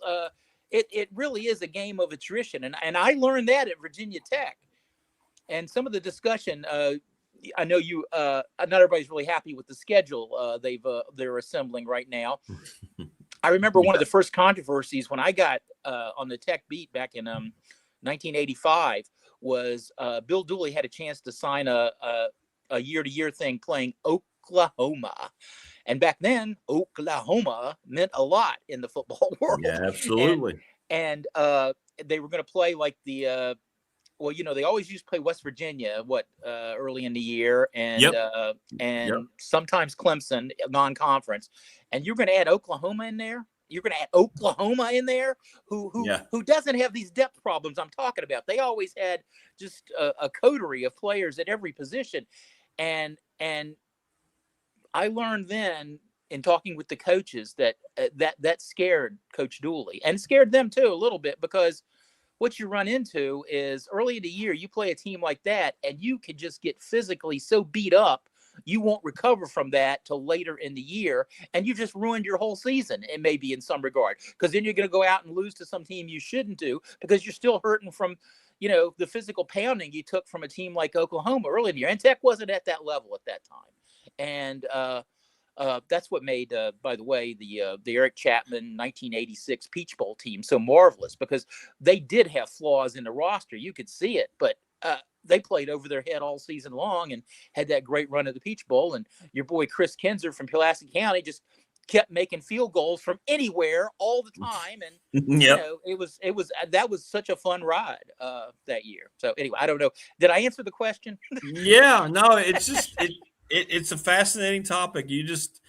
And I think that they counted on Maryland Penn State was going to be this big rivalry that was going to develop, and maybe it is to those two schools. Maybe it's not. I don't know. I don't care about that. No, game. It's not a rivalry. It's not a rivalry. They had to it's stop not each other because exactly Maryland lost like 77-6 or something back. Oh no, wait, that was Alabama to Virginia Tech. But that was it was a bad score, and that was before my time. They stopped playing each other, and then they started playing again. And Maryland, Randy Edsall had one year where all the he got dealt all the right cards, and the Big Ten was down, and he came in and won a couple of games that made expectations a little higher than they should have been here, including upsetting Penn State that year. And I think I'm trying to remember who else they beat, but they had some nice wins early in the year, which resulted in the classic 6-5 season go to a crappy bowl, which became Maryland's kind of thing, the high water mark. They'd take that in a heartbeat today. Yeah, but you know what? You always want a little bit better. But if they, I don't know. This is a much longer thing. I can get in the whole thing about Ralph Region and what I saw happen there. I've learned patterns, to watch these patterns happen at all schools, and you get into a cycle, and I am so happy Virginia Tech's got a fresh start. No matter what you think about what's going on now, you got to give Franklin a chance. And this guy, he is an offensive genius, and he should have a fun to watch team. And if they get the players to accompany that, which now is a whole different ball game because it involves so much fan money, which again is part of Maryland's problem, believe it or not, being up here in this market. They got a lot of alum that make a lot of money, but it's not all coming into the school for football and things like that it does in Blacksburg, where it's so important to the population there that their football team be good. And again, getting back to my earlier point about Coach Dooley, when he was there, that wasn't true. That wasn't true. People wanted to go see Tech football, but they wanted to get a cheap ticket and come in, and they weren't going to pay for extra parking. They weren't going to pay, to put money into the scholarships and all that. And it was a different landscape. And then, again, you really, the way Beamer's tenure ended, people, I think now kind of downplay. I grew up at a time where it wasn't a birthright to expect Virginia Tech to be great in football. I remember Alabama 77-6, and I remember the Hokies are sharp, dadgummit, and stuff like that. They really, was a lot of trial and error before they got to Coach Beamer, and he made it work. And now it's so much trickier because there's so much more money involved, and you really got to make a decision if that's what you want to be as a, higher education force in your region, and how much that means. And it does mean a lot. I made a living. I'm not criticizing this. I'm just saying there really are some tougher decisions now to make. Yeah, no, it is. It's going to be interesting to see what the next expansion looks like. Will the Big Ten pull another shocker like they did with UCLA, USC? I was just speculating. They're coast to coast, but they're also in the Northwest with Washington and Oregon. Do they go in the Southeast? Do they make a push to try to convince schools that make no sense regionally, right? There's no rivalry, but what about a Miami, Florida State? What if they jumped into the Big Ten? And then you're talking about complete coverage, like Verizon boasts with their little, hey, we've got coverage in all these states. The Big Ten, all of a sudden, their map would look like that. Get back to a little bit of common sense. I know. You got UCLA, USC, Oregon, and then you got Maryland, Rutgers, and then you got the old Big Ten in the middle there. Well, when the Big Ten started, and again, it was so great because the press room was filled. The Winnebagos rolled into College Park every week before the big game with anybody from their team, because these people traveled. They came to see your games. Absolutely. Wake Forest, Duke, they didn't come to see much football back in the day. You weren't making any money at those games, So that changed the landscape too. And with all that, okay, now I'm having my old man moment here. I forgot my point here, but it did help. It did help in more eyeballs on Maryland there for a while, and I think Maryland brought something to the table too, being in what was then a media capital, and a lot more. I'd never seen so many beat writers on press row. It changed the dynamic in the way I had to work too, because there were just more people there fighting for the same stories, and you really had to. You had to work a little harder, Yeah. But the whole thing with the common sense part to me is, if you send your kid to Maryland and now they got conference games on the West Coast, how are you going to travel to see these? How are you going to travel to see your kids play live? And I'm not just talking football. You got volleyball. Oh yeah, it's the all other kinds sports. of other stuff. Sure. People don't even talk about that. To me, in the winter, you got your basketball team from Maryland flying out of, Reagan National, going to the Midwest to play Iowa in bad weather in February and January. And, that can mess up the whole week for a team with bad travel and, the classes. I'm sorry. Did I mention classes here? Classes? What? You know, Come on. I just thought this was a bad idea from the get-go. And I'll tell you something else. How long was it between Big Ten basketball championships, a team for the Big Ten winning titles? You know, there was, other than Michigan State, there was a long time before Michigan. And I just think they winners are tougher in the Big Ten. For a while I called it the polar vortex conference. You know, and now you got the same thing. Good God, you're changing time zones, traveling these kids across to play football. Right. All really just for the TV dollars, you know? I know. I would rather see full stadiums and make the game day experiences what you really want to put on TV, because I see, you know, and particularly in college basketball now, I see so many empty arenas on TV because there's just so much of it. We're so saturated, and we got to play more games. Yeah, okay. Oh, well, whoever wins in that battle to recruit those schools is going to be the winner overall. And I think it'll be the SEC, because it just makes too much sense for those schools. But we'll see. I'm like you. None of it makes sense. Academics, like Prometheus just said, right? Does that matter anymore? I don't know what matters anymore. You're right. It's about dollars. It's about TV dollars. Going the Big Ten just went out and did these things before. I know. Other leagues could, and they've sort of outmaneuvered the SEC for a while, and that's where we are now. But yeah, I think you're right. The SEC just has such great geographic advantages, right, including weather. That are gonna make them the winner in the long term. And you can't rule out the Big 12. I guess they're hanging around there. But I guess. and remember all the talk of Carolina moving, or Duke, or I think Carolina's going to move. Yeah, I think Carolina's going to move. Yeah, they're going to move. I like to think those schools down there are kind of more rooted in tradition. Maybe I'm fooling myself, but you know, everybody talks about that. And good God, I remember the 7-team ACC for basketball. I really liked that. And then they went to 8, and that was okay too. And now Tech was a lot of fun, but you know, now, but you know what? Back to my other thing about parents. Steve Blake's dad hopped in his Winnebago and drove from Miami to see every home Maryland game and all the road games too. Drove all over the place. Very cool. Very cool. But not everybody can do that.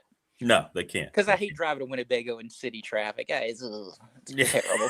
You're not you just made that same sound twice. And I'm a big weenie. Yeah, everybody knows that about me. Yeah. And learned way too much about me last night on that stupid show. Oh, it was great, man. Remind me never to have a cocktail and come on that show. You were great. No, more cocktails. More of the time. All right, what do we got open mic today? I know I kind of unfortunately tapped into it a little bit last night, but you had nice restraint.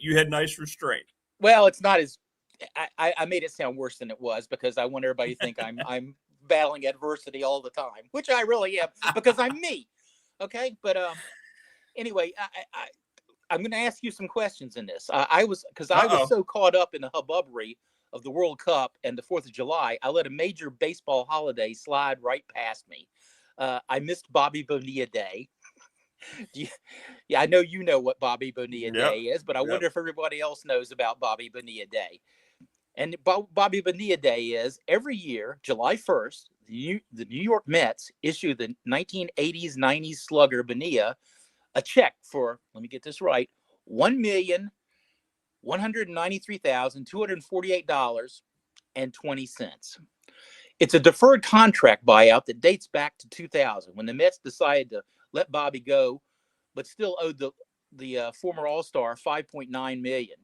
The Mets would wait until 2011 to begin making annual payments at 8% interest, resulting in a grand slam sum of $29.8 million over 25 years owed to Bonilla. Check, please.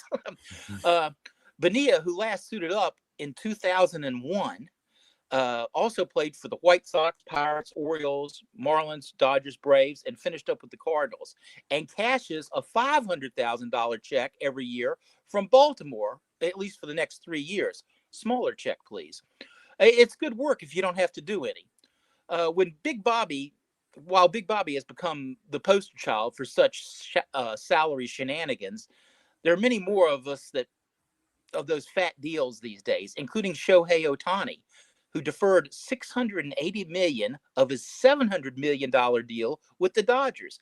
He'll get $68 million annual payments beginning in 2034. Arguably, Shohei fills 2 roster spots, and well, Bonilla was really good for a time, and the Mets traditionally have been really stupid. I harbor no ill will. In fact, I bring Bonilla up because he was a favored linchpin of my fantasy baseball dynasty in the late 80s and early 90s, and I know people here can identify with that, back when we all played more. Some still do. When he was stacking up all-star seasons in Pittsburgh, and I didn't want to pay Barry Bonds money to have a premier Pirate. And you had to have a premier Pirate if you were from Salem, because, all those guys played in Salem. But here is the rest of the story. That fabled fantasy team of mine, known as the Big Fat A's. The Big Fat A's. Owing to one of the first jokes I wrote as a stand-up comic. It traces back to real life when I was a wee lad and arguing with other neighborhood kids, and you'd get to that, "Oh yeah" standoff, and the nuclear bomb you dropped to collect the win after, "Oh yeah, oh yeah, oh yeah, oh yeah." Well, you got a big fat ass. At a callow age and at that level of discord and debate, there was really no coming back from the "you got a big fat A." Of course, it was also an homage to my trending personal body type. Thus, I reveled as a fantasy player in baseball in drafting or trading for players who combined girth and worth. Guys like Bonilla, Sid Fernandez, Hector Villanueva, Bartolo Colon, Matt Stairs, and John Kruk, to name just a few. Big guys are us. Not many stolen bases, but a lot of fun in our old league. The REBA, the REBA, REBA, the Route 11 Baseball Association. Yep. Regular league lunches at the old Radford Pizza Hut buffet, befitting my own Big Fat A, and at the beloved Radford Taco Inn, often resulted in trash talk, too much salsa, gastric distress back at work, and flurries of trades between more chips and more salsa. We were all hungry to compete. For the proud Big Fat A's, there were several upper division finishes over nearly a decade, and finally a pennant and the adulation of my peers during a magical 2000 season, alas, all done from afar over the impersonal internet after I had moved away. I am, for the record, still owed a yoo-hoo bath, as decreed by the founding fathers of rotisserie baseball, for those that remember such time-honored traditions. My teams that folks best remember, though, were my worst aggregations of talent that made my weekly summer newsletter must-reading and much funnier. Mitch Webster, an infamous, "Oh, this is his breakout year. It really is. Jose Scum-Sucking Pig leaned," drew much of my ire. And as famed football philosopher Billy Clyde Puckett said in the book Semi-Tough, laughter is the only thing that cuts trouble down to a size where you can talk to it. Words to live by, Billy Clyde, particularly if you don't have a Bobby Bonilla bargain in hand, or dadgummit, taco in with your friends anymore. Well done. Well done. I was in the Reba League one year. Oh, yeah? I remember that. Yeah, and Don Bowman knocked me out of the playoffs. I think it was the last week. Well, that was one of those computerized leagues, right? Yeah. I wasn't in the. I know. I wish I could have. Yeah, that's cool. You guys would get together. To head. I remember we had people that worked at the News Journal, the old News Journal office there by campus, which then later became campus printing for Radford University when the News Journal went over to Blacksburg, and God only knows where it is now. But we used their newsroom, put tables together, and had a draft there just about every year. It was a lot of fun, and you had the head-to-head thing where you give people stuff. I remember people would bring up names, and suddenly everybody would be flipping through their legal pads and all the books stacked up. Like, who the heck are you drafting? Who is that? Bowman, by the way, was a prime thing. One year he picked Eric Gunderson late. Who? Eric Gunderson? And he hung around the big leagues, but really wasn't much of any. Oh, by the way, Bowman also went to the commissioner one year when I had made a late season trade. We decided we were going to keep some players. You could hang on to players for the next year. And so, in a league like that, and I was a little carrier. Yeah, keeper leagues. I was trading my star player because I was hopelessly out of contention. So I actually one year I'd paid way too much money to get Barry Bonds, and before he got a big head, and I was trading him. Literally. I was trading him late in the year to Rob Tucker in a package, mostly to get Steve Avery, who was on a 50-cent contract in our league, and Avery had just had that great playoff experience, and I thought he was going to be the linchpin of my staff, the bell cow for years, and the trade eventually got overruled because they didn't think it was in the best interest of the league. I was giving up Bonds, for God's sakes, and I was getting some other cheap salaries too. But I remember, I'll never forget this. Bowman sent a letter to our commissioner, Rick Rogers, the Iron Fist, and he accused me of pernicious chicanery.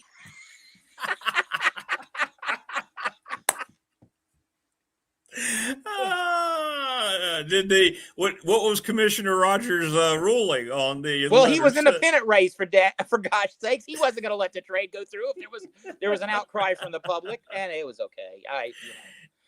Hey, I understand why the owner is always trying to pull stuff and get away with things, and we've all been there. Damn you, Commissioner Rogers.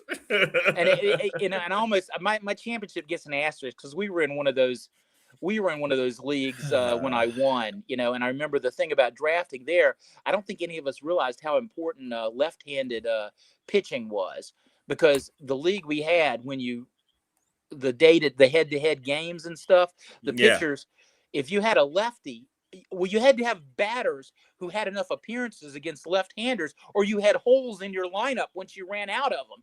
And somehow I survived that. And Matt Stairs that year was my MVP. He had a great year.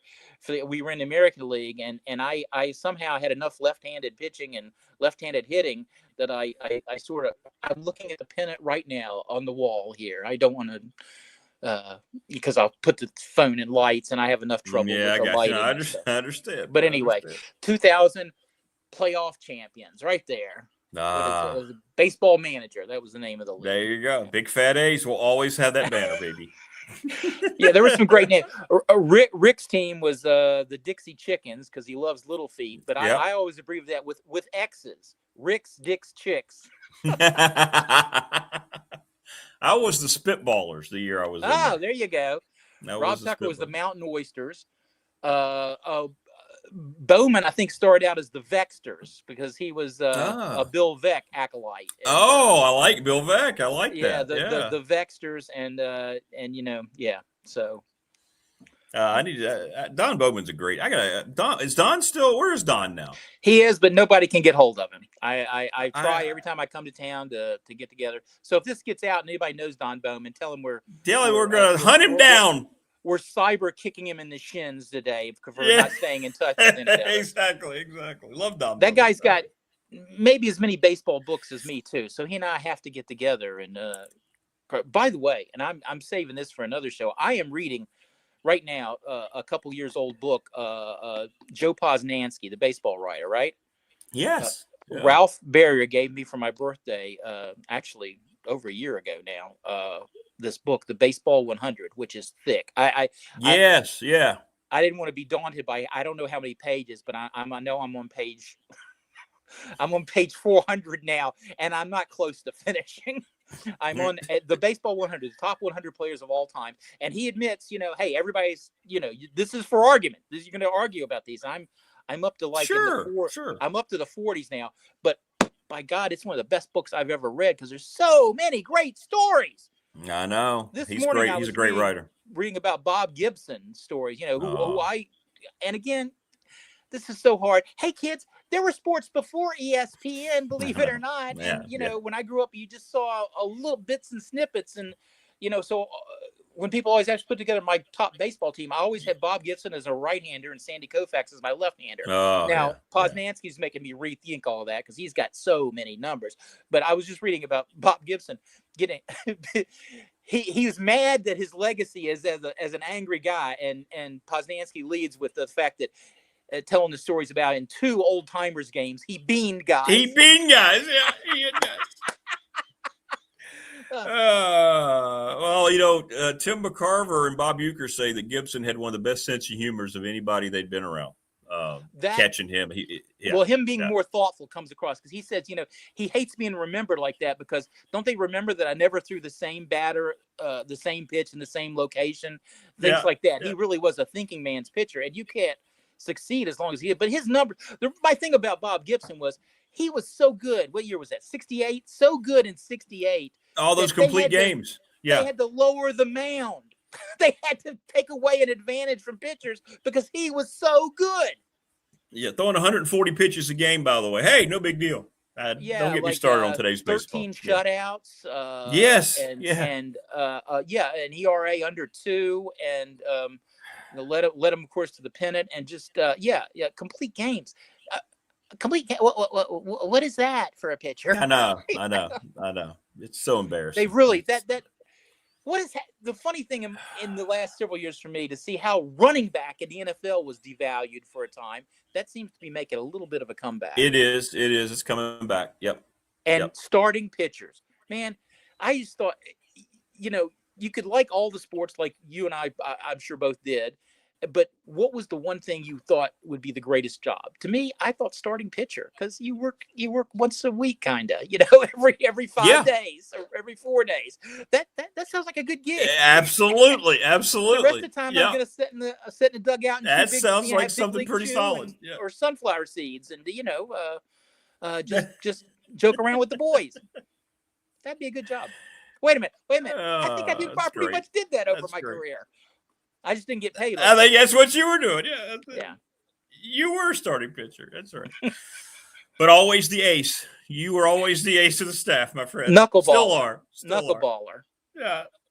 I can throw a knuckleball. If there'd been an overhand softball league with knuckleballers, I would have been something, because that's why you would have been. You did not want to play pregame catch with me in the old church league there, because I was throwing a knuckleball to the guy I was playing with, and they'd be cussing me in church league too. Yeah, right. Hey, breaking all the commandments. Look at that thing. No spin. Oh, sorry. You know how you catch a knuckleball, right? You wait till it stops rolling and you pick it up. Yeah, you pick it up. Right. Exactly. Well, have a great weekend, my friend. Great stuff, as always. I am headed down your way. I'm passing through on my way to North Carolina to the family reunion. So hopefully have tales of that next time, whatever's going to happen down there. So hello to the Ashleys. Give my best. Give my best to the fam. Down in North Carolina. So really, Goober says, hey. All right. Well, hey to all the Goobers. All right. Thanks, everyone. Safe travels. That's the great Mike Ashley. He's going to hang out with all the Goobers in the Ashley family. Yeah. Good stuff. Good stuff from Mike. Jen, the Gamecock girl, scheduled to join us here coming up as well.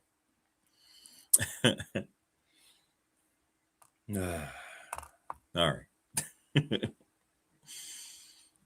Oh yeah, Prometheus. I tell you what, that whole era of the light blue uniform that was used as the road uniform, the Brewers, I think, along with the Royals, were the two best. You're right. They had those throwbacks.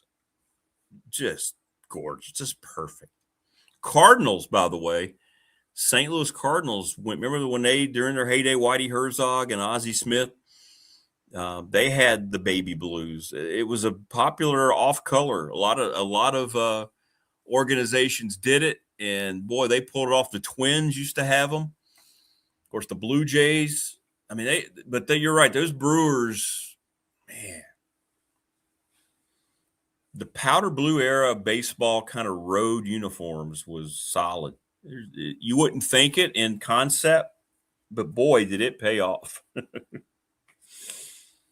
The Royals were just, you had that royal blue, and then that, those World Series against the Cardinals and George Brett, Dan Quisenberry, Hal McRae. But those Brewers unis, man. It took me, I didn't realize a long time until I was, I don't know, in my 20s, that the Brewers logo, the MB, the glove is MB. Oh, yeah, look at that. I used to think it was kind of simple that they had a baseball glove, but it's MB. Oh. Great uniforms, man. Just great uniforms. Of course, now we don't have that anymore.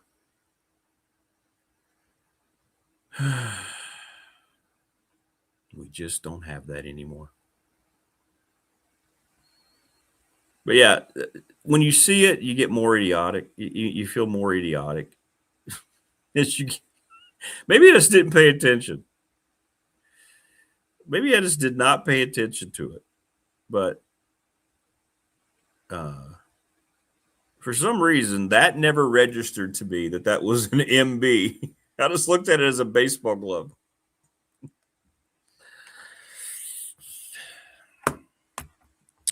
I just admitted that to my audience. Yes. Yeah, it took me a while.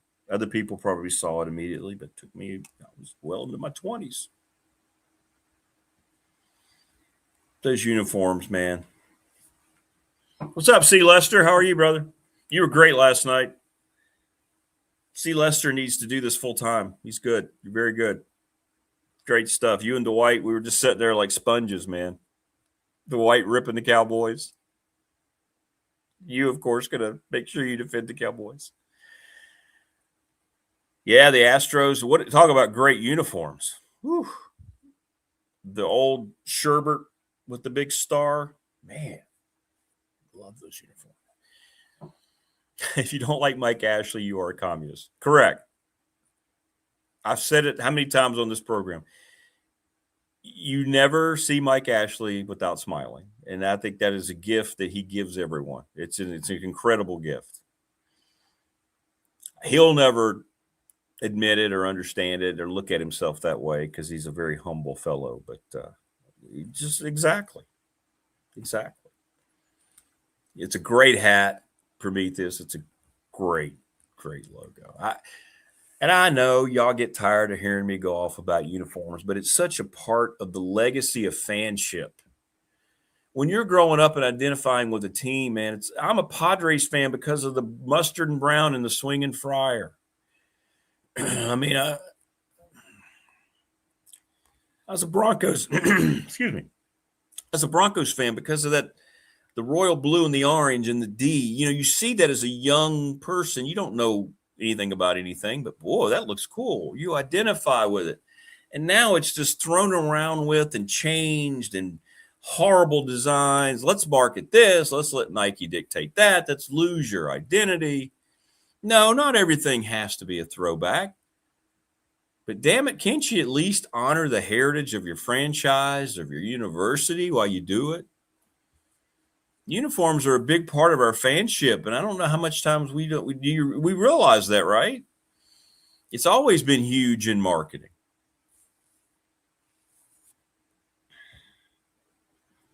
I don't know.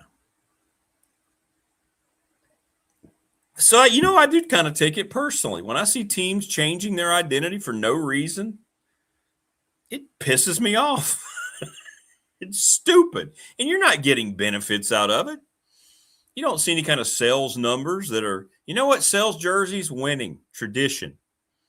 Dallas Cowboys, other than when they added they've tweaked it with the stars, stripes, Chris, and they didn't do anything really. They don't have to. They're the Dallas Cowboys. We've talked about the Raiders this week. There you go, Prometheus. I was going to bring them up anyway. They don't have to do a damn thing. Nor should they. Alabama, the Yankees. The New York Yankees don't have to do a damn thing to anything. It's pinstripes. It's road grays. You're the New York Yankees, the most identifiable logo in the world. That was a few years ago. Now, not every team has the legacies. Not every organization has those legacies, but we've gone astray with uniforms, and I am going to keep fighting the good fight. joining us now on the program. Well, look who's hanging out with us. Well, my goodness. Looking spectacular in her green attire and her horn-rimmed glasses. It's Jen the Gamecock Girl. What's up, Jennifer? Good morning. What's up? How are you? Where you been? Where the hell you been? Where have you been, young lady? I've just been chilling at home a little bit, taking some time off from work. You were not last weekend because you were a no-go early about the 4th of July show. You were just, nope, can't do it. Sorry. Did you replace me? Am I done? Are we breaking up? What's happening? You're irreplaceable. All right. There might be a little anger management there, but no, there's never any replacing you. No. You anger management? You? Are you sure? What's this crazy talk, isn't it? I know. I don't know what we did last Friday. It was Friday. It was a week ago. I forgot what happened 2 days ago, much less last Friday. Okay, so you didn't have a fake me from Blacksburg High School who went to Clemson who played. No, we did not. We did not bring Bizarro. We did not bring Bizarro Jennifer onto the show. Okay, good. I was fearful about being replaced. No. Not at all. Not at all. All right, let me get this out of the way because I already know the answer, but I told all the peeps I would. You know, the bash is next Saturday. The percentage chance you could actually get some gumption and feel like you could make it is 0 to what, 3? Not good because I have a work trip. And unless someone up there is willing to sponsor new employment for me, I kind of need to stay. The convenient work trip. Well, I'll tell you what we're going to do. Since I already anticipated that was going to be a very disappointing no. Maybe we can FaceTime you and get you on there while we're on there. Okay, that I can do. Maybe we can Zoom you in or something so you can see everybody and just wave and so forth. Yeah, I can do that. I'm sorry. This time of year, you would think it would be more open. Yeah, it's July. What kind of work's going on there, Jen? Come on. Recruitment never stops. Recruitment.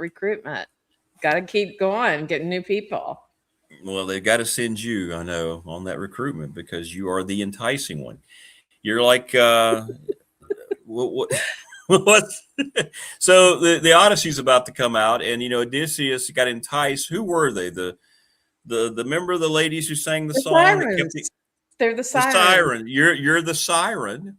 Of your I'm department. impressed you know that. I know you're such a Renaissance man, but yes, the music's powerful. We've got the way of drawing people in with our siren song. That's the goal. And instead of sitting on the beach rocks with a harp, you're sitting there with your saxophone. No, more like stacks of papers and propaganda and a lot of like freebies and swag, more like that. I understand. No, I understand completely. I've got to go to Brevard, North Carolina. I know you know where that is. I do. We actually play Brevard. Well, we have in the past when we played the Division III schools. We've played Brevard a few times in men's basketball. Mm-hmm. It's always been an exciting contest, huh? It is. Well, Brevard's a nice place. Pretty, yeah. That area is nice. Grow a lot. Like it's been shocking because I've obviously been there more than 20 years. Every year, go to recruit, and just to see the growth of that area, even in the Brevard itself. It's not just Asheville; it's spilling over into Brevard a lot. Jeff says, good morning, by the way, Jeff G. And by the way, Chris Lester, now Chris Lester just came up with your license plate forever. You ready? Okay. Saxy Jen. Isn't that good? Anybody wants to see that. SAXXYJE. Oh, come on. What are we doing? Go get it printed today. What are we doing? I did have, when I was a Virginia resident and I was at South Carolina, I did have a vanity plate. I'm trying to remember what it was. I think it was USC Sax. I like Saxy Jen a lot better. Yeah, boring. I like Saxy And hi back to Jeff. Jeff and I are classmates, and he was a sax player with me in the Christiansburg band program. Don't you have state license plates where you can get the South Carolina logo on it? Yeah, I have. Okay. I have the USC. All right. Well, you just keep the plate and just put Saxy Jen. I mean, what are we doing here? I mean, we're done. And I'm sure you could probably add a saxophone on there too, right? Doubt that, but I do like the USC plates. They have them in Virginia now. They did not have them when I lived there. Chris says that you're welcome. All you need to do is send him a beautiful bottle of bourbon, Jen. So there you go. It's going to cost you a bottle of bourbon to use. Okay, I've got plenty. I could share some. You do have plenty, don't you? You do. I do. Yeah. Yeah. It's nice. I like it a lot. There's something about supply. Is that an American thing? Like we have that feeling of supply gives us peace and tranquility. It's like going to Costco. I live alone. Like I don't need, huge supplies and stuff, but I still do it. And I like the way it feels. No, I want to get into this. When I do one of the pop shows, I want to get into like collecting and memorabilia. No, there's something to that. Mm-hmm. It's separate from hoarding, but yet it has a lot of the same elements of hoarding. Correct. Right? They're related. They're like cousins. They're cousins, but they're not siblings. But there's something there you go. It. I don't know. And then, I'm having this discussion with my friends. So, we became a Nike school July 1st.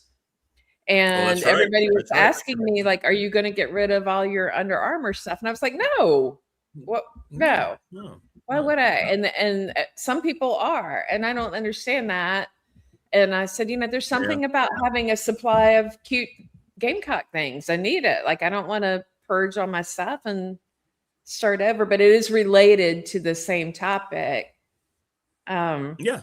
And by the way, you had been the first one that had talked to was like, oh, Nike. And we're having some of that feeling here, like mixed feelings, because the stuff I've seen, I haven't seen a lot of things I want yet.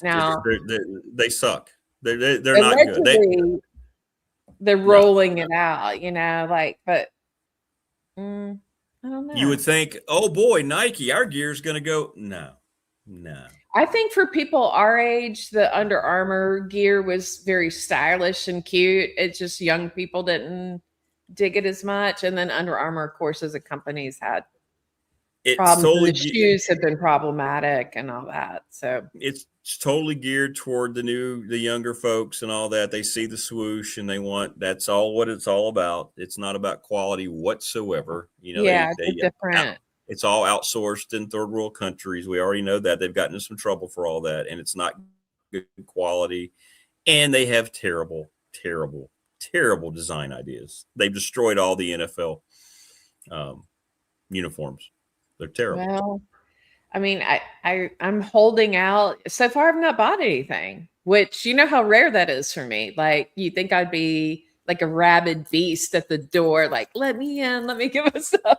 But I haven't seen stuff that I need yet. So, and then we're having a little controversy here that's kind of growing because, part of how Nike controls costs is they use a very specific color template and a palette. And we don't really have a fit in the palette. It's like the Alabama crimson and the Mississippi State, Virginia Tech maroon kind of shade.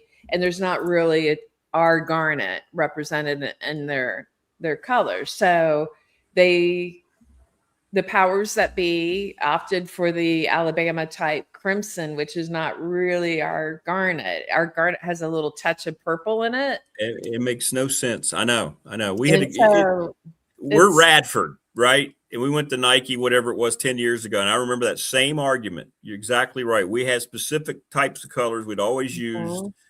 And I know we're Radford, but they did the same thing. They made a sacrifice. They've been doing that a long time. But to tell you can't use your school color, right? It's not going over well with people here. And then, of course, the fact that it's called officially on the Nike side, not on our side, but it's called crimson on their side.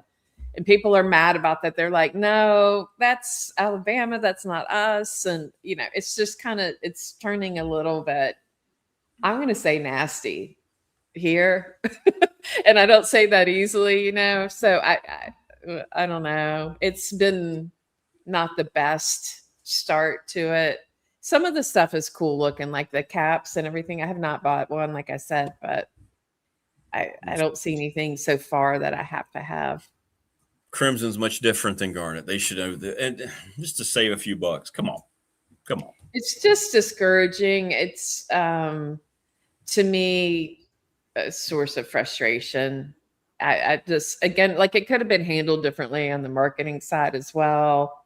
Like, at least make it seem like you're excited too to be part of us.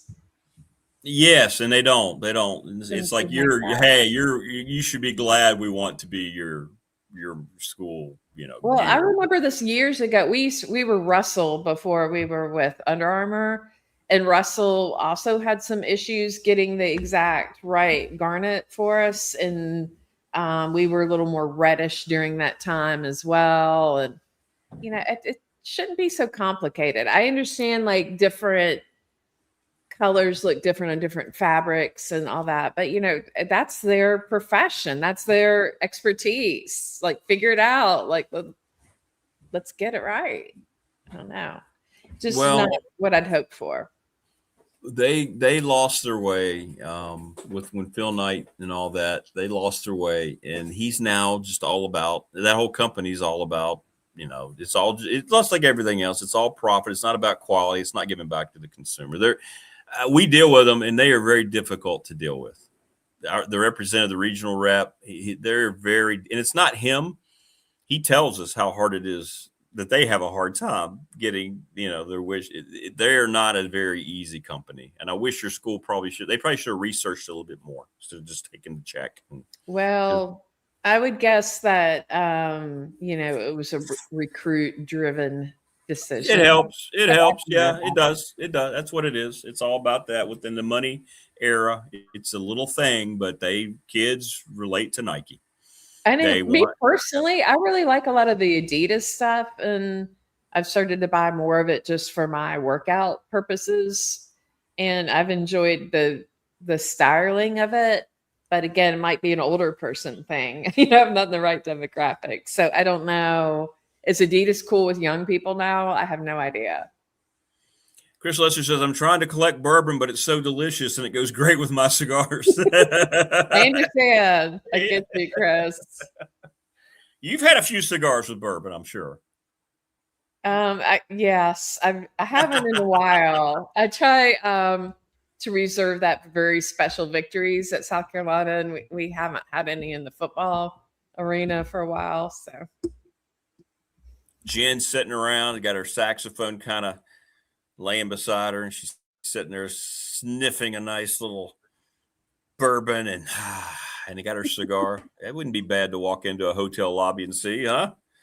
I like that. I have done it on my. That's one nice thing about the balconies. I got the two balconies. One overlooks the stadium side, and one overlooks the skyline of Columbia.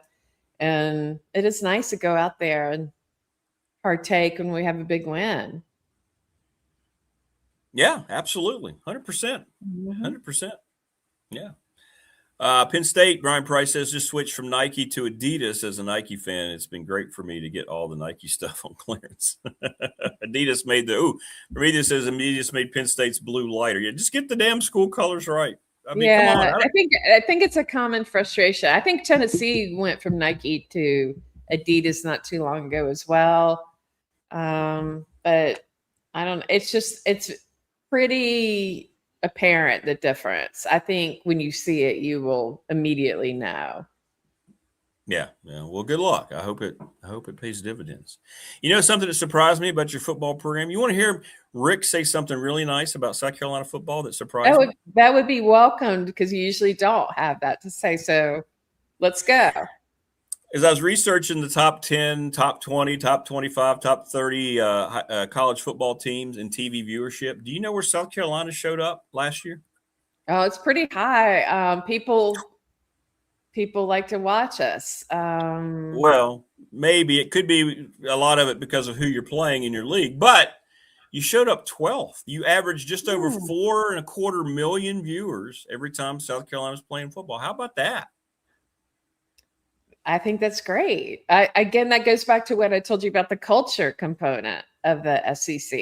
I think there's they dominate the TV. They dominate the TV numbers. SEC has 8 of the top 10. Yeah, but that backs what I'm saying about Big Ten's got a lot of good stuff going on, but people are still caring about the SEC.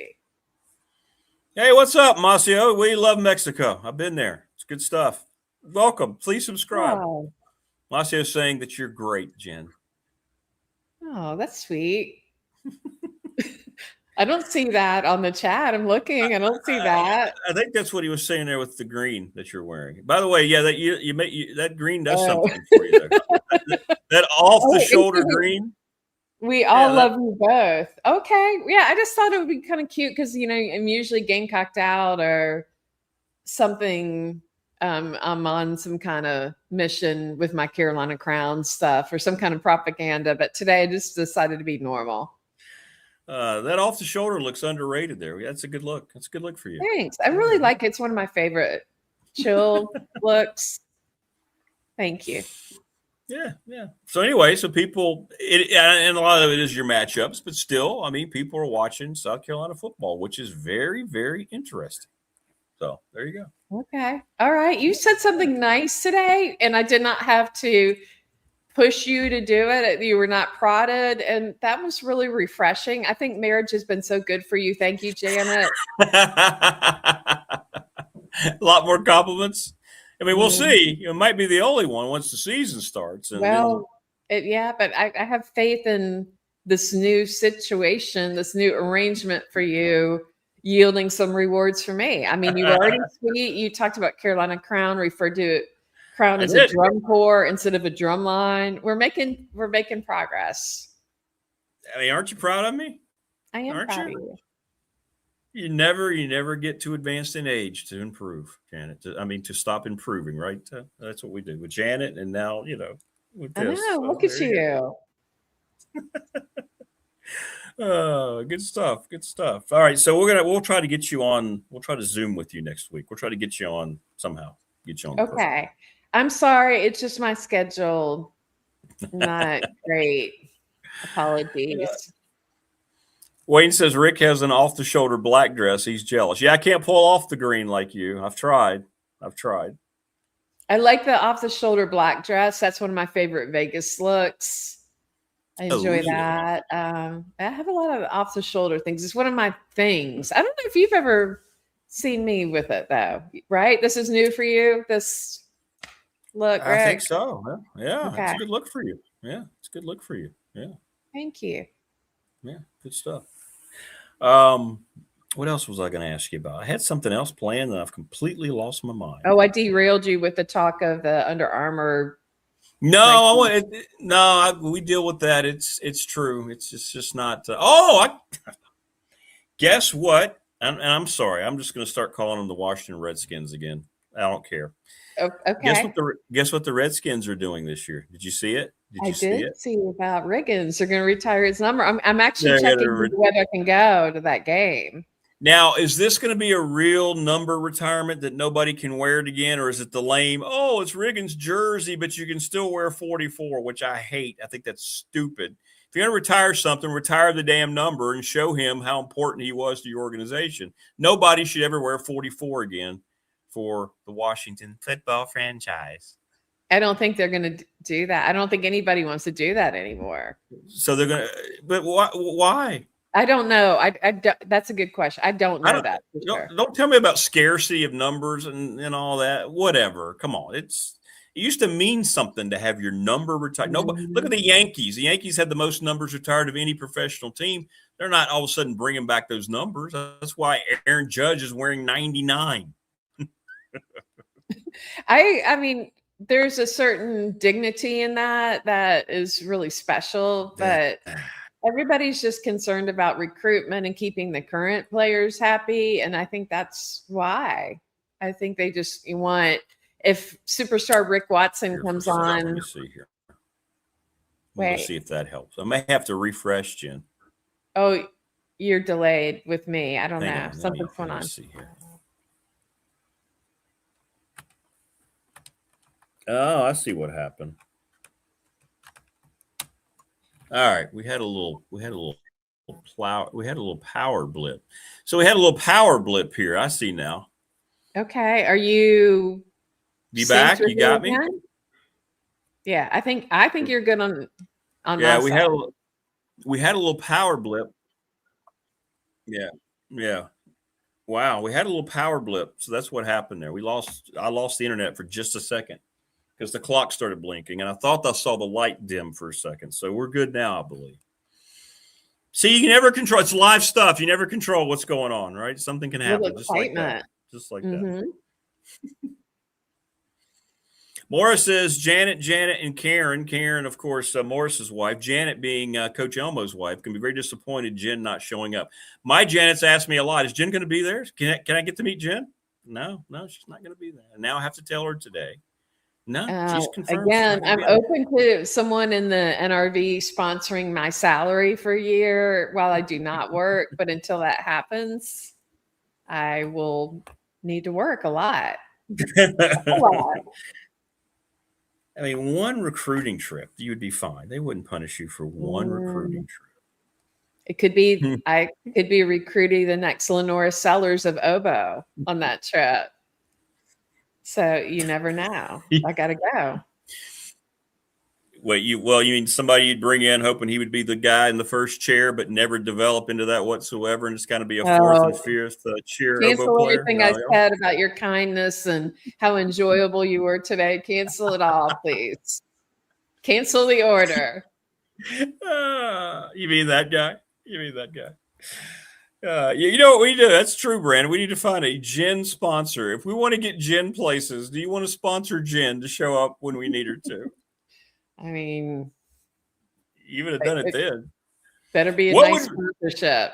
I've got needs. What would be the ideal? Think about it. I want a good answer here. What would be the ideal Jen sponsor? Who, if you had to choose a product, would it be something bourbon? Have a great weekend, Chris. Oh, I see you. Wow, look at you. As much money as I've spent at the Hampton Inn in Christiansburg, they should sponsor me. And I'm home visiting. A big logo, like a NASCAR driver on your shirt, on your next or farmhouse. Oh my gosh. Anyone who knows me from Christiansburg is like, oh, you live at farmhouse when you're home. And I'm like, yeah, that's the only place I can get a real Manhattan when I'm home. So I spend a lot of money at farmhouse. That would be another suggested vendor. McAdoo's. Yeah. Okay. All right. Is there says I'm headed to Blacksburg Sunday week there attending the mission. You're asking the wrong guy. I'm not really a fashionista. I don't know. I'm sure there probably is. Well, you would think so, right? With the university right there. Yeah, something cute would be good. What about the university? Cowboys club have returned. Okay. That would be good. What about Cowboys? Chris said that Dallas has retired the 12 and 22, which is Roger Staubach and Emmitt Smith. Bob Lilly, is he retired? Is 74 retired? Maybe not. He says Riggins' number should never be worn by anyone. No, that's his number. I agree. That's John Riggins. Christopher, I agree. There was the only one person like him in so many ways. He's such an epic person in general. His personality. Nobody's ever wearing 44 in Denver again because of the franchise Floyd Little, or 7 John Elway.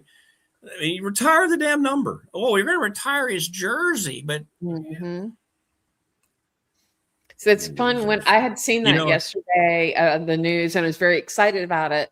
And Paul Hightower sent me a message and was like, hey, did you see this? So everyone is in my circle kind of knows how exciting it is. And I really do want to try to get up there for that game. So I'm going to try and wear one of I think I've got 4 Riggins jerseys and wear one of the 4.